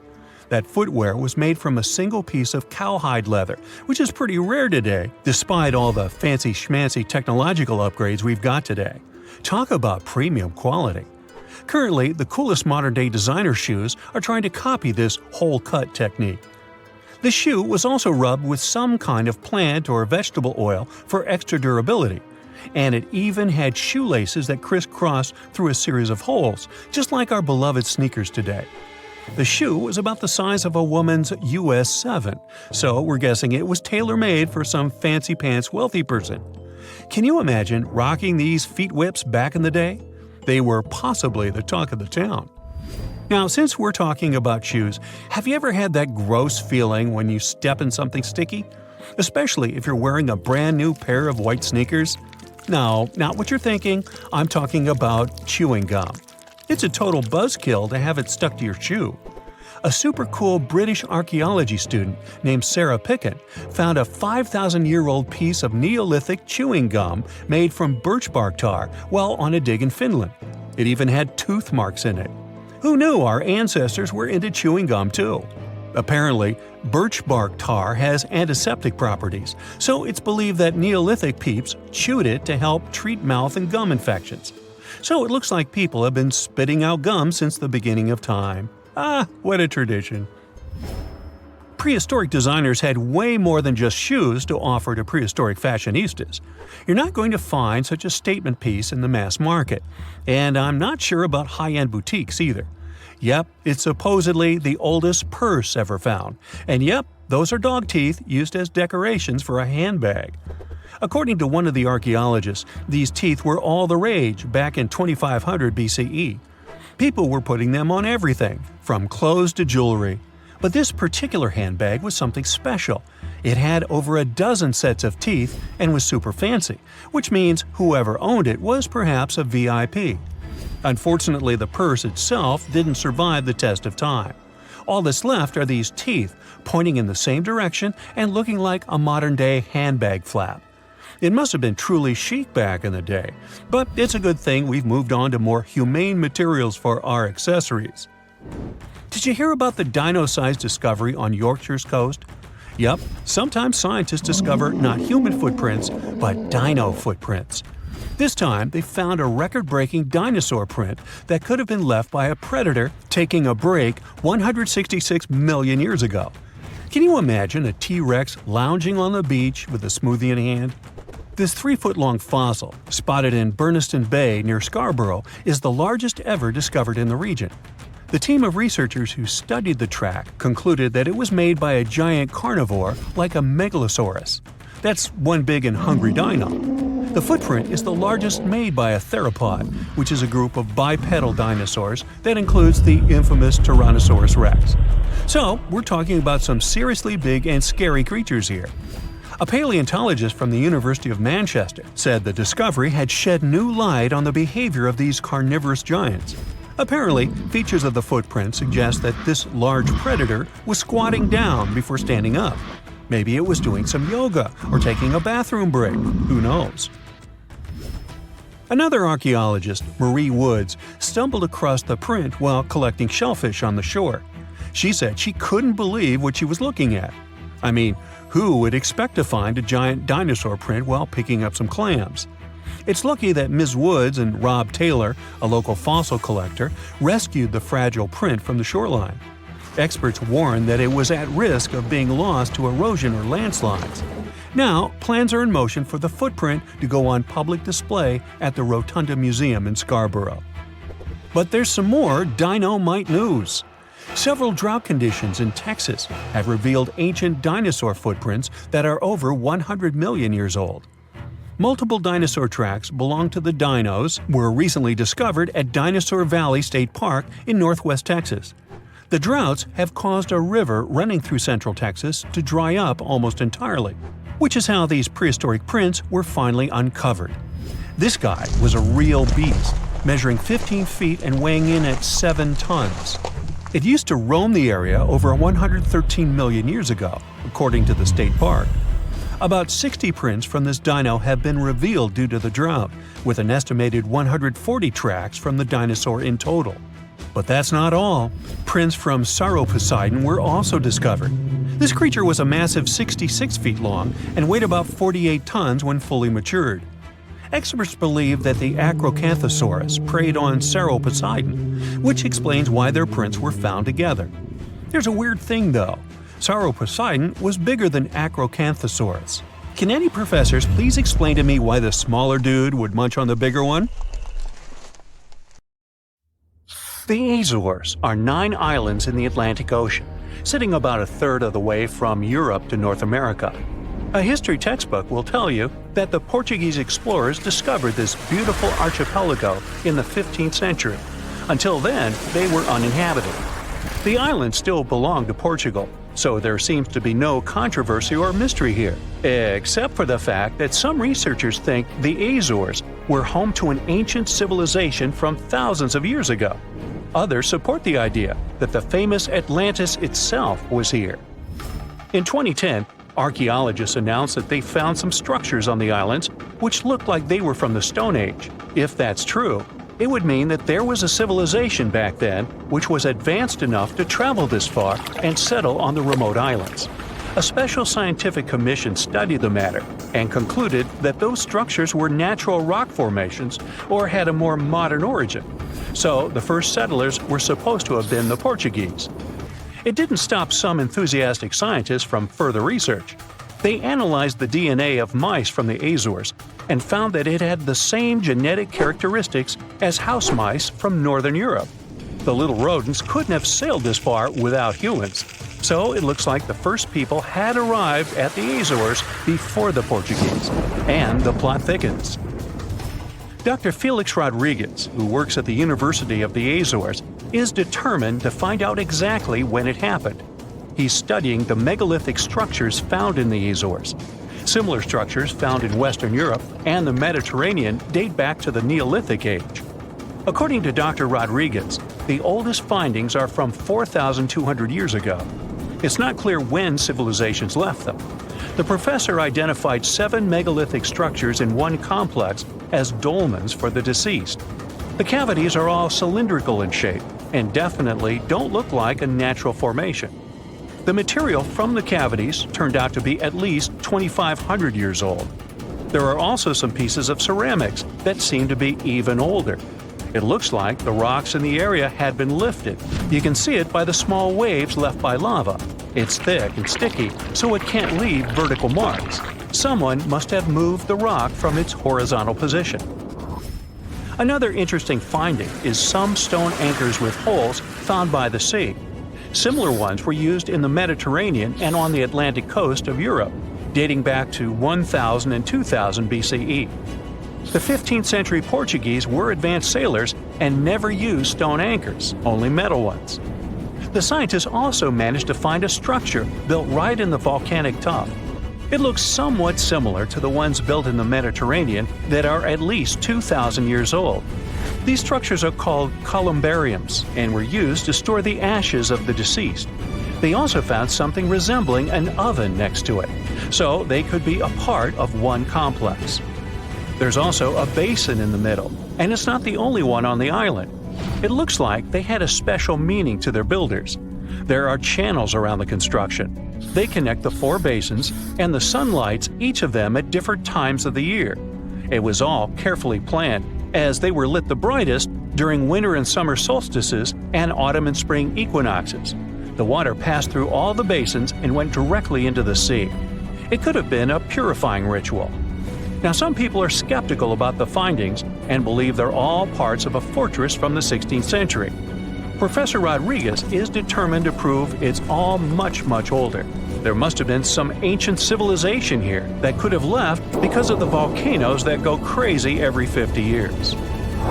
Antonietta Costa, a postdoctoral student at the University of Porto in Portugal, is also sure that the first people came to the Azores in prehistoric times. She has studied standing stones with small openings, explained as cuts for quarrying the stones. Costa believes they are part of a calendar system. She noticed that none of the slits in the rocks were aligned with the cardinal east direction. The slits closest to it are smaller than the ones facing other directions, so it can't be just a coincidence. It also looks like the slits are aligned with the solstices, and that's what makes Costa think it could be a calendar. She also thinks the inscriptions left on slabs of bedrock on the islands are much like those maps that were left on the rocks during the Stone Age in mainland Europe. Another interesting theory about the Azores is that it could have been the location of the famous Atlantis, which was lost under the sea. Since the Azores archipelago is in the middle of an ocean, it could technically be a perfect place for that. A 20th century scholar quoted Plato to prove this theory was right. The Greek philosopher suggested that Atlantis was in between the continents. The coins and sculptures supposedly found in the Azores when the Portuguese just arrived also point that there was someone else present there. And way more recently, in 2013, a sailor found a huge structure looking like a pyramid off the Azores coast. It was most likely a large submarine volcano, but it's much cooler to think it was some big deal in Atlantis, right? Peru has its own mystery. Amid the desert, you can find some eerie marks called the Nazca lines. They're known as geoglyphs and were created more than 2,000 years ago by the people of the Nazca culture. Thanks to a dry climate and strong winds in the desert, most of the Nazca lines have reached our day. To create them, Nazca people removed the top layer of the pebbles and revealed the soil beneath the ground. The color of the soil changes from reddish-brown to yellowish-gray, so the lines always look different. Most of the geoglyphs depict plants and animals. You can clearly see a monkey, a whale, a condor, a hummingbird, a spider, various flowers, trees, and other plants. There are also some geometric shapes, such as triangles, trapezoids, and spirals. Since they were discovered in the 1920s, scientists have offered different explanations for the lines. Some say that in Nazca culture, people ascribe special significance to these motifs, so they probably created these shapes for deities in the sky to see. Others believe they were a sort of astronomical calendar, and animal sketches were modeled after groups of stars. This theory was proved wrong, so the purpose of the lines remains a mystery. Another place that leaves many questions is Nimrut Mountain in Turkey. This mountain has a complex of monuments with temples and tombs. It was built by the Kingdom of Commagene, which ruled here around the 1st century BCE. There are statues of King Antiochus, 2 lions, 2 eagles, Zeus, Hercules, and Apollo. Archaeologists found the ruins of this complex at the end of the 19th century. They thought it had been built by the Assyrians. Then, some of the most famous scientists of the time came here and found an inscription in Greek. It had details about the sculptures and the names of important members of the Commagene royal family. It looked like it had been put there for future visitors. The scientists established that the statues used to be full-size figures. Changes in temperature, strong winds, snow, and the bright sun didn't leave them a chance to last in all their original glory. Plus, the complex is in an earthquake zone, so all you can see now is mostly the heads of the statues. They look incredibly complex and large for their time. The biggest question is, how did the people who lived thousands of years ago manage to create such huge sculptures on top of the mountain? It's obvious that they worked on shaping the limestone blocks up there and not on the ground. So, stay tuned, we'll keep an eye on this. The unanswered mysteries surrounding ancient civilizations have been a source of inspiration for many conspiracy theorists. In fact, some of these mysteries are so interesting that many of us either already believe them or would like to. One thing is for sure though, none of those thousands of conspiracy theories have ever been, classified. Or have they? We're all aware that the CIA has done some questionable things throughout history for the sake of national security, but you wouldn't expect a book to be both a national and international threat. The CIA recently declassified parts of a book that talks about lost ancient civilizations and the catastrophic events that made them vanish thousands of years ago. This mysterious book was written in 1963 by a guy named Chan Thomas, and it was going to be published by Emerson House in 1965 until the CIA got involved. For some mysterious reason, they classified the book, and it was never released to the public until recently. But here's where it gets interesting. The book was declassified in 2013 due to the Freedom of Information Act, but it wasn't released to the public until 2016. And what was released truly raises a few questions. The original version of this document was 284 pages long, but the PDF essay that was released was heavily censored, with just 57 pages, which makes it 1/5 of the whole document.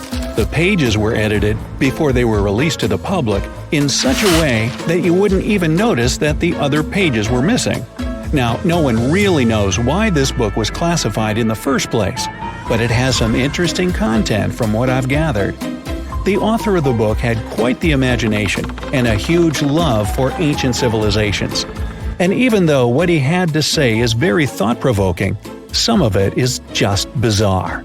He believes that our planet is locked into a never-ending cycle of pole shifts and Earth crust displacements that are responsible for the mass extinctions of many civilizations which existed more than 6,000 years ago, even before the Sumerians.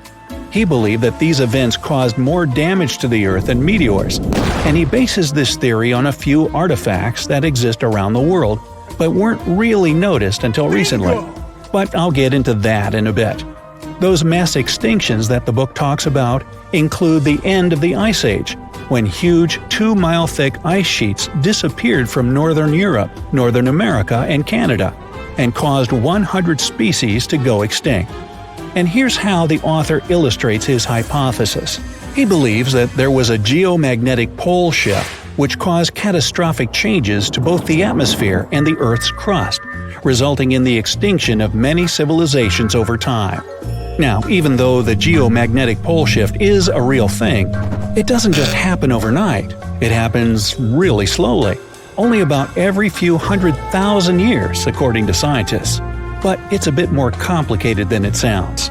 It is a well-known fact that the North Pole is somewhere above Alaska, and the South Pole is close to the middle of Antarctica. Now, these are the geographic poles, and they'll always be north and south. However, the Earth's magnetic poles flipped a few 100,000 years ago. So, if you had a compass, let's say 700,000 years ago, it would instead point south and show you the Antarctic. But the author of the book has a different theory. He believed that the flip of the north and south magnetic poles doesn't happen every few 100,000 years, but every 12,000 years, and that this flip occurs in just a few hours, causing a catastrophic apocalypse. He thinks this happens as a result of an explosion inside the Earth's core. This explosion causes the magnetic poles to flip, but it also causes the Earth's crust to move.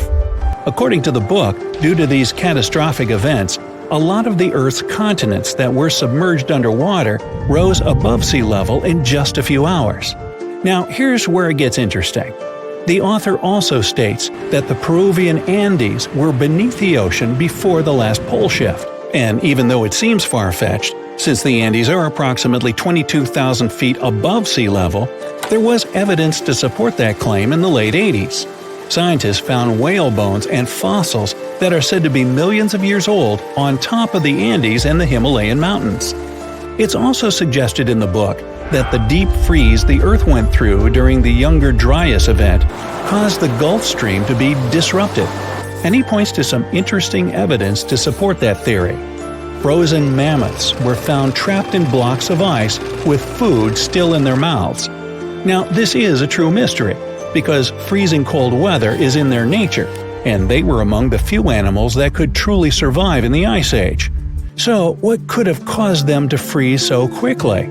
Kinda makes you go, doesn't it? The document describes the Great Pyramid of Giza as a true enigma as well. The Pyramid of Giza is made out of 2.5 million stone blocks that are placed on top of each other with great precision. It's close to 750 feet wide and more than 450 feet high. To this day, we're still not able to explain how it was constructed, and it's quite difficult to understand the internal design as well. On the inside, the pyramid has no similarities to the other pyramids, and, despite popular belief, there were no mummies found in any of them. If you think that's a bit weird, wait for the next one. There are absolutely no hieroglyphs found in any of the pyramids, and that goes both ways. What do I mean? There are also no pyramids, or anything that resembles a pyramid, in any hieroglyphs either. Mr. Thomas believes that the pyramids were created hundreds of thousands of years before the Egyptians by a civilization that went extinct. Speaking of civilizations, in his book he even mentions the Greeks. He claims that in Greece, there was another ancient race of people that went extinct as well. He claims they were extremely tall with blue eyes and blonde hair, and had access to advanced technology that the Greeks couldn't have known about in their prime. Now, before we drift too far away from the stone blocks, let's talk about another mystery, the temple in Baalbek, Lebanon, and its ginormous foundation blocks. Those stones, which make up the Heliopolis, were also used for the temple in Rome. The foundations of the temples are made of 900-ton trilithon stones, and according to the author, this is proof that there must have been a lost ancient civilization with advanced technology. Now, most archaeologists claim that those stones were made by the Romans. However, there's no evidence to support that. The Romans didn't have the technological equipment to make the stones or lift them. So, you might think, what if they just made them in that place right then and there? Well, those stones were also lifted 30 feet high and were placed next to each other with mathematical precision. And let's not forget about the blocks on top of the Heliopolis in Lebanon, which weigh about 800 tons each. But wait till you hear the next one. The Romans don't even credit themselves for these stones. They claim that they built up the sides, but they don't take credit for the extraordinarily large and heavy foundation stones. The author also makes an interesting point about the distance between the Roman capital and Baalbek in Lebanon. Why would the Romans build the world's largest monolithic stones in such a remote area, and so far away from their capital, and never take credit for it? Well, folks, it's a mystery to me. Now, let's move on to the most intriguing enigma, Easter Island, which is located in the middle of the Pacific Ocean, or nowhere, if you will. The author questions how people found it or even settled in such a remote island that long ago. One of the signifiers of Easter Island are the moai statues, and the mystery surrounding who they depict and why. What's an even bigger question is how they were created, moved, and positioned in the places they were found. According to this declassified document, Easter Island was part of the now lost continent named Mu, and it was sunk in the Pacific Ocean in a disastrous cataclysm that happened during one of those pole shifts. The continent of Mu, according to the book, was as big as South America, and what we now call Easter Island is just what's left of that continent. The author also believes that this is what happened with the lost city of Atlantis as well. Plato is even quoted about this, saying that the whole city of Atlantis sunk miles beneath the waves within just a day. Even though the whole story sounds very intriguing and makes some interesting points, we know that, scientifically speaking, a cataclysmic pole shift causing entire civilizations to go extinct isn't possible. In July 1990, 4 Czech guys decided to go on an adventure to find the Mongolian death worm, a creature that might have inspired the monster you've seen in the movie Doom. They say it lives somewhere deep in the Gobi Desert, so they flew to Mongolia, hopped into an ATV, and hired some local guides to help them. All that to meet a creature that is up to 6 feet long, can spit acid that could melt anything, and is capable of shooting electricity at those it doesn't like. Legend says that these friendly guys spend most of their days hiding underneath the sandy dunes, but they'd like to come out during the wetter months of June and July. So the timing for a spotting was simply perfect. But the crew needed to figure out how to lure the creature. Sadly for them, no one knew what the giant worm liked to eat. So they built a thumper, which is a machine that made rhythmic pounding noises. They were hoping it would call the worm out of the ground. For 2 months, they searched the vast desert, crossing dunes and rocky plains, looking for any sign of the creature. But alas, it didn't really work out. Ivan McCurley, who was the leader of the 1990 expedition, came back to Gobi Desert again. He once tried to attract the megaworm with blasts, and the second time he used a small airplane to scout the dunes.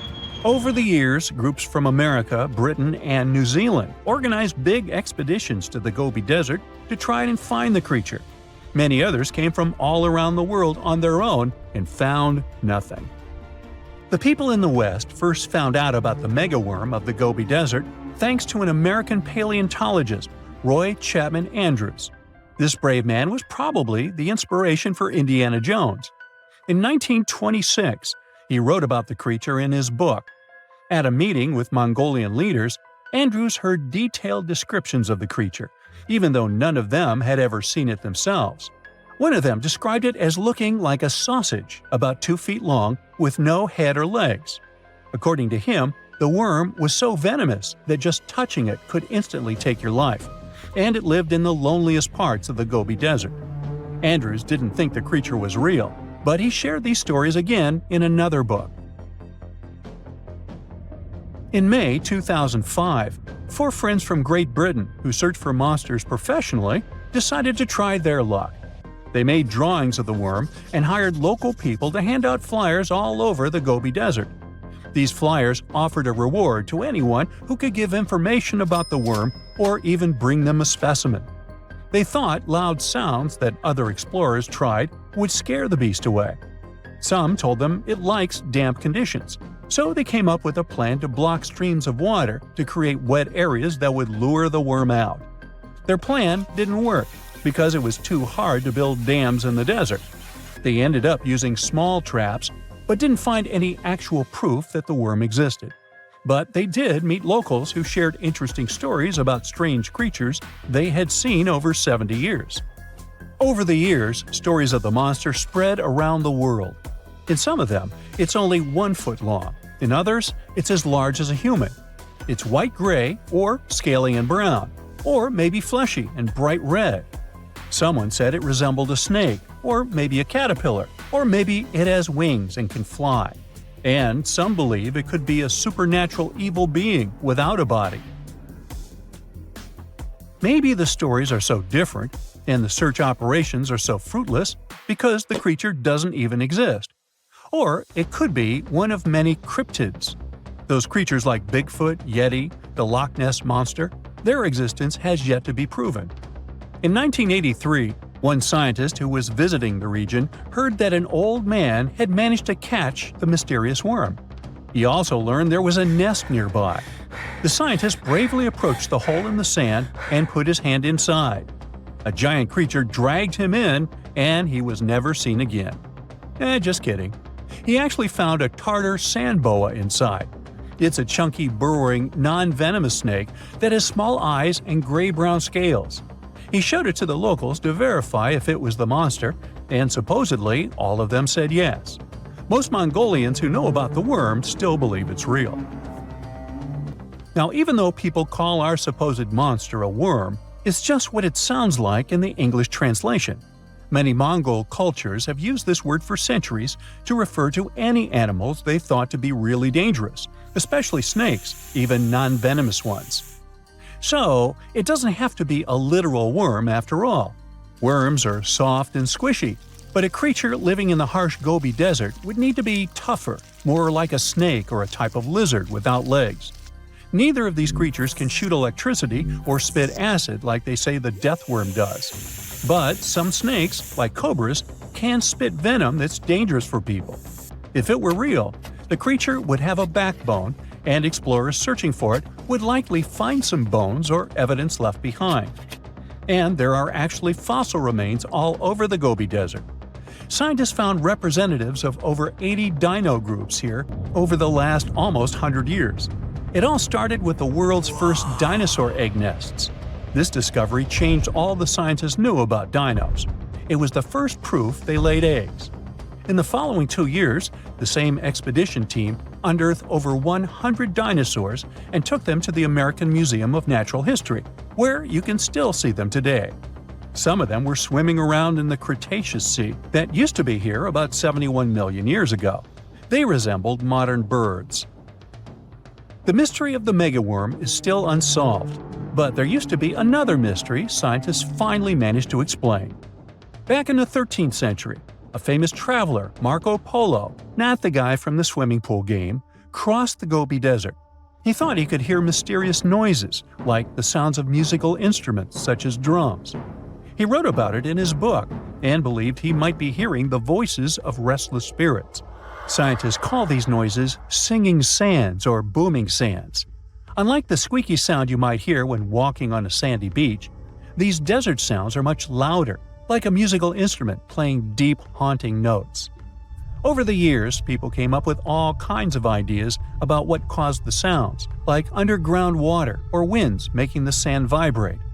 Not all dunes can do this, and scientists wanted to figure out why. Sometimes the winds might cause a small avalanche on the side of a dune, and then you can hear the magical sound start. But this is rare. So, to study it, scientists had to help the dunes sing. They climbed to the top of a dune and slid down on their backs, using their hands and feet to push sand down. As the sand tumbled, the sound started softly and got louder. They could even feel the vibrations with their hands. So, they found out that for a dune to sing, a few special things need to happen. The grains of sand must be the right shape. The dune has to be big, and the sand must be very dry, so no singing after it rains. Inside the dune, there's a hard layer of packed sand that acts like a giant speaker. This layer bounces the sound waves back and forth, makes the noise louder and louder, and creates a haunting melody that can fill the desert air. In other words, the dunes can play tunes. Yeah, sorry, I couldn't help myself with that one. The South Pole is more than penguins and endless snow. There's a hidden ghost world within it. Look, it's right here on the globe. Don't confuse Antarctica with the Arctic, which is at the top of our maps. Much smaller in size, and, let's face it, way less mysterious. The ice sheet covering Antarctica is about 1 to 3 miles thick, which is up to 16 Eiffel Towers stacked on each other.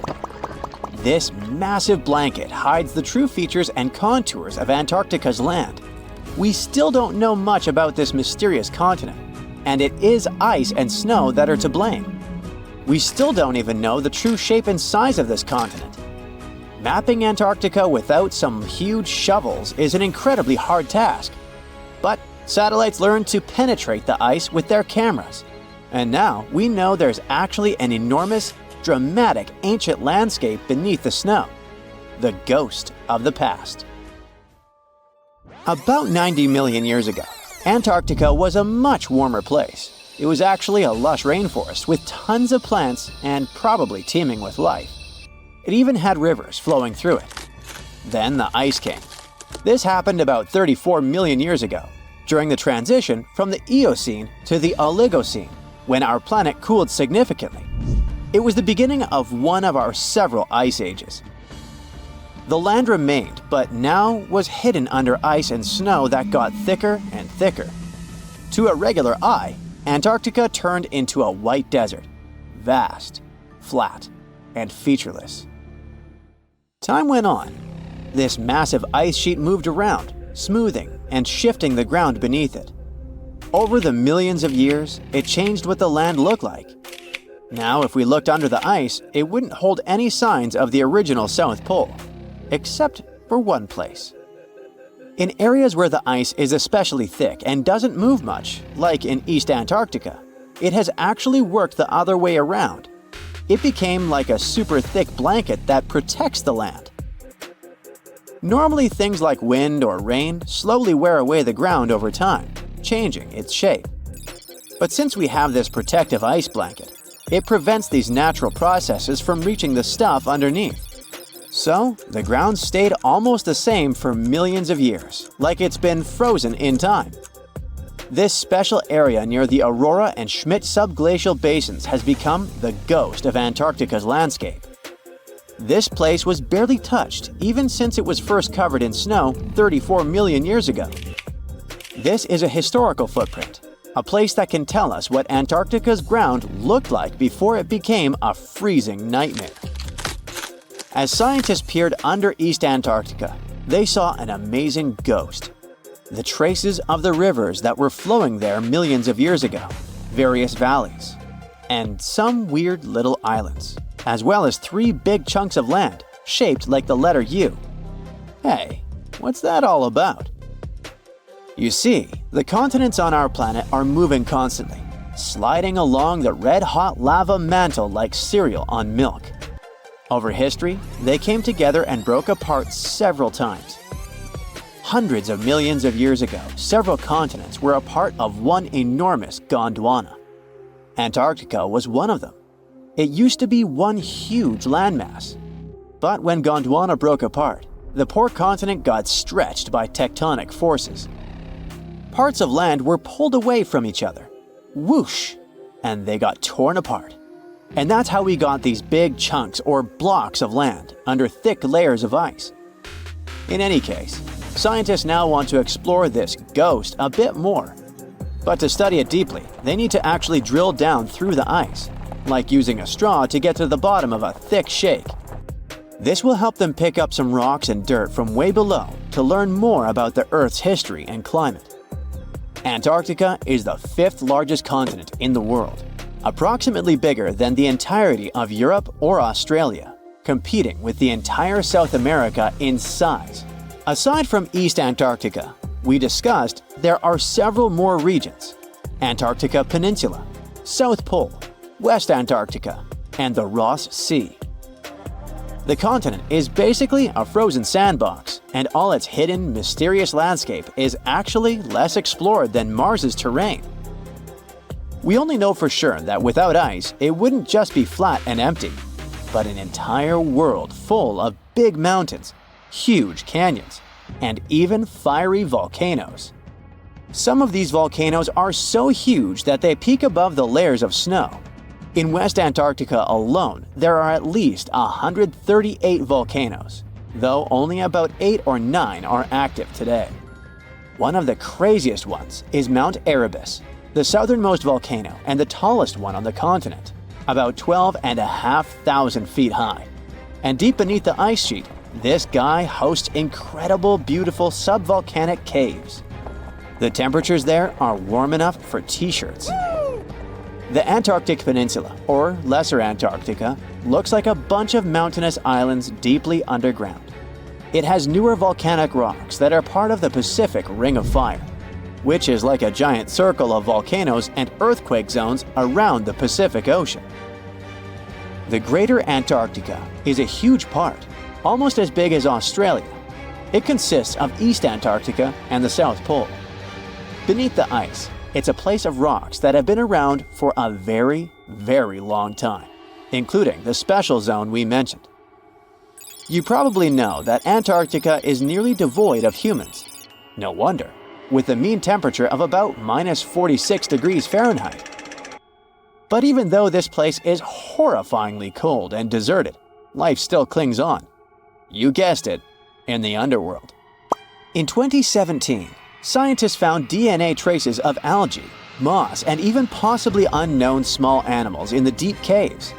That means that even in such crazy conditions, there are still unique ecosystems thriving in little isolated warm pockets beneath the snow. There was another incredible find beneath Antarctica's Ross Ice Shelf, a lively ecosystem vibing within an underground river. Scientists have long suspected that Antarctica's underworld should have some freshwater lakes and rivers. One day, a satellite spotted a groove there. They decided to explore it and used a hot water drill to melt their way through the ice. As they reached the underworld, they dropped a camera into one of those hidden fresh rivers. And at first, they thought they'd find just some rocks or something. But instead, they stumbled upon hundreds of amphipods, tiny shrimp-like creatures. Little ones instantly swarmed around the lens. Shrimps blocked the camera and scientists couldn't check out what they wanted to. Pretty funny, but at least that means that there really is an important ecosystem deep within Antarctica. Now, they're gonna explore it. And all this is just the beginning of the mysterious underworld. Antarctica's snow also hides the deepest canyon on Earth under the Denman Glacier. Well, Mariana Trench is still the deepest point on Earth, but it's a part of the oceanic crust, geologically speaking. Also, in 1958, explorers found a huge mountain range under the ice, as big and tall as the famous Alps Mountains. The range stretched for about 745 miles with peaks as high as 1.7 miles. And all this magnificence is buried under tons of ice. Who knows what else we might find there? Antarctica holds about 60% of our entire planet's fresh water, which means it would be pretty bad if it melted. For example, there's this Doomsday Glacier, officially known as Thwaites Glacier. It's a huge ice formation, about the size of Florida, and it's melting right now. Every year, the sea levels rise by 4% because of it. If this guy melts away completely, the sea levels all around the world will increase by 2 feet, which might not sound like a lot, but it would be catastrophic for coastal areas. Luckily, researchers have found that even if its ice shelf were to collapse in the next 50 years, the glacier itself wouldn't retreat as quickly as they feared. It's still losing ice rapidly, but it would be quite a slow process. Big news! Santa is real, and he looks like this. I know it's not exactly how we pictured the jolly old guy, but a recently discovered tomb might just be the proof we've been waiting for to show that St. Nicholas was real and Turkish. Turns out he wasn't a North Pole native, but a kind-hearted bishop from the 4th century, famous for giving gifts to everyone. The legend says he was a wealthy man born in the ancient city of Patara, modern-day Turkey, who traveled to the countryside to help the poor and the sick. For centuries, though, people couldn't be sure he actually existed. Some historical sources say he was buried in Myra, which is now called Demre, Turkey. Since the 80s, archaeologists have been digging around this area, trying to prove it. And now, their Christmas miracle has finally come true. After digging 6 feet deep in an annex of St. Nicholas's Church, they uncovered a mysterious limestone tomb, about 2 meters long. While they're pretty sure this is St. Nick's final resting place, they're still searching for an inscription to confirm its exact age. Now, if we're talking about the fictional Santa Claus, legend says his home is in Lapland, Finland. Back in 2018, archaeologists made an interesting discovery that could finally prove that Santa was real. They were digging at a site called Tiny Aro when they stumbled upon about 200 burial pits. But when they looked inside, there was definitely no sign of Santa. Actually, there were no human skeletons at all, just a bunch of things like pottery and animal bones. So no one really knows what this place was. That was the complete opposite of what happened with a group of archaeologists working in the ancient city of Petra, Jordan. Since 2003, there have been rumors about hidden chambers beneath the famous monument called Al-Khazneh, also known as the Treasury. 21 years later, a team finally decided to dig and uncovered an intact tomb. Inside, they found at least 12 human skeletons and artifacts estimated to be over 2,000 years old. Hundreds of thousands of tourists travel to Al-Khazneh every year, and most of them probably go there to see the site of the Holy Grail in the movie Indiana Jones and the Last Crusade. So, do you want to know the funny part? One of the skeletons in the tomb was clutching a ceramic chalice that looked a lot like the Holy Grail. You probably remember the devastating fire that caused massive damage to Notre Dame in Paris back in 2019. Because of that, the building, originally built between the 12th and 13th centuries, had to be restructured. But archaeologists saw it as a golden opportunity to dig into the site and uncover its hidden secrets. The team was only allowed to dig about 16 inches beneath the floor, but that was enough. As soon as they removed the floor tiles and cleared away a thin layer of dirt, they spotted the top of a lead coffin. Then, they found some limestone sculptures, including life-sized heads and torsos. Altogether, they uncovered over 1,000 fragments of different works of art. Ancient statues have been found in the most random places, including a sewer.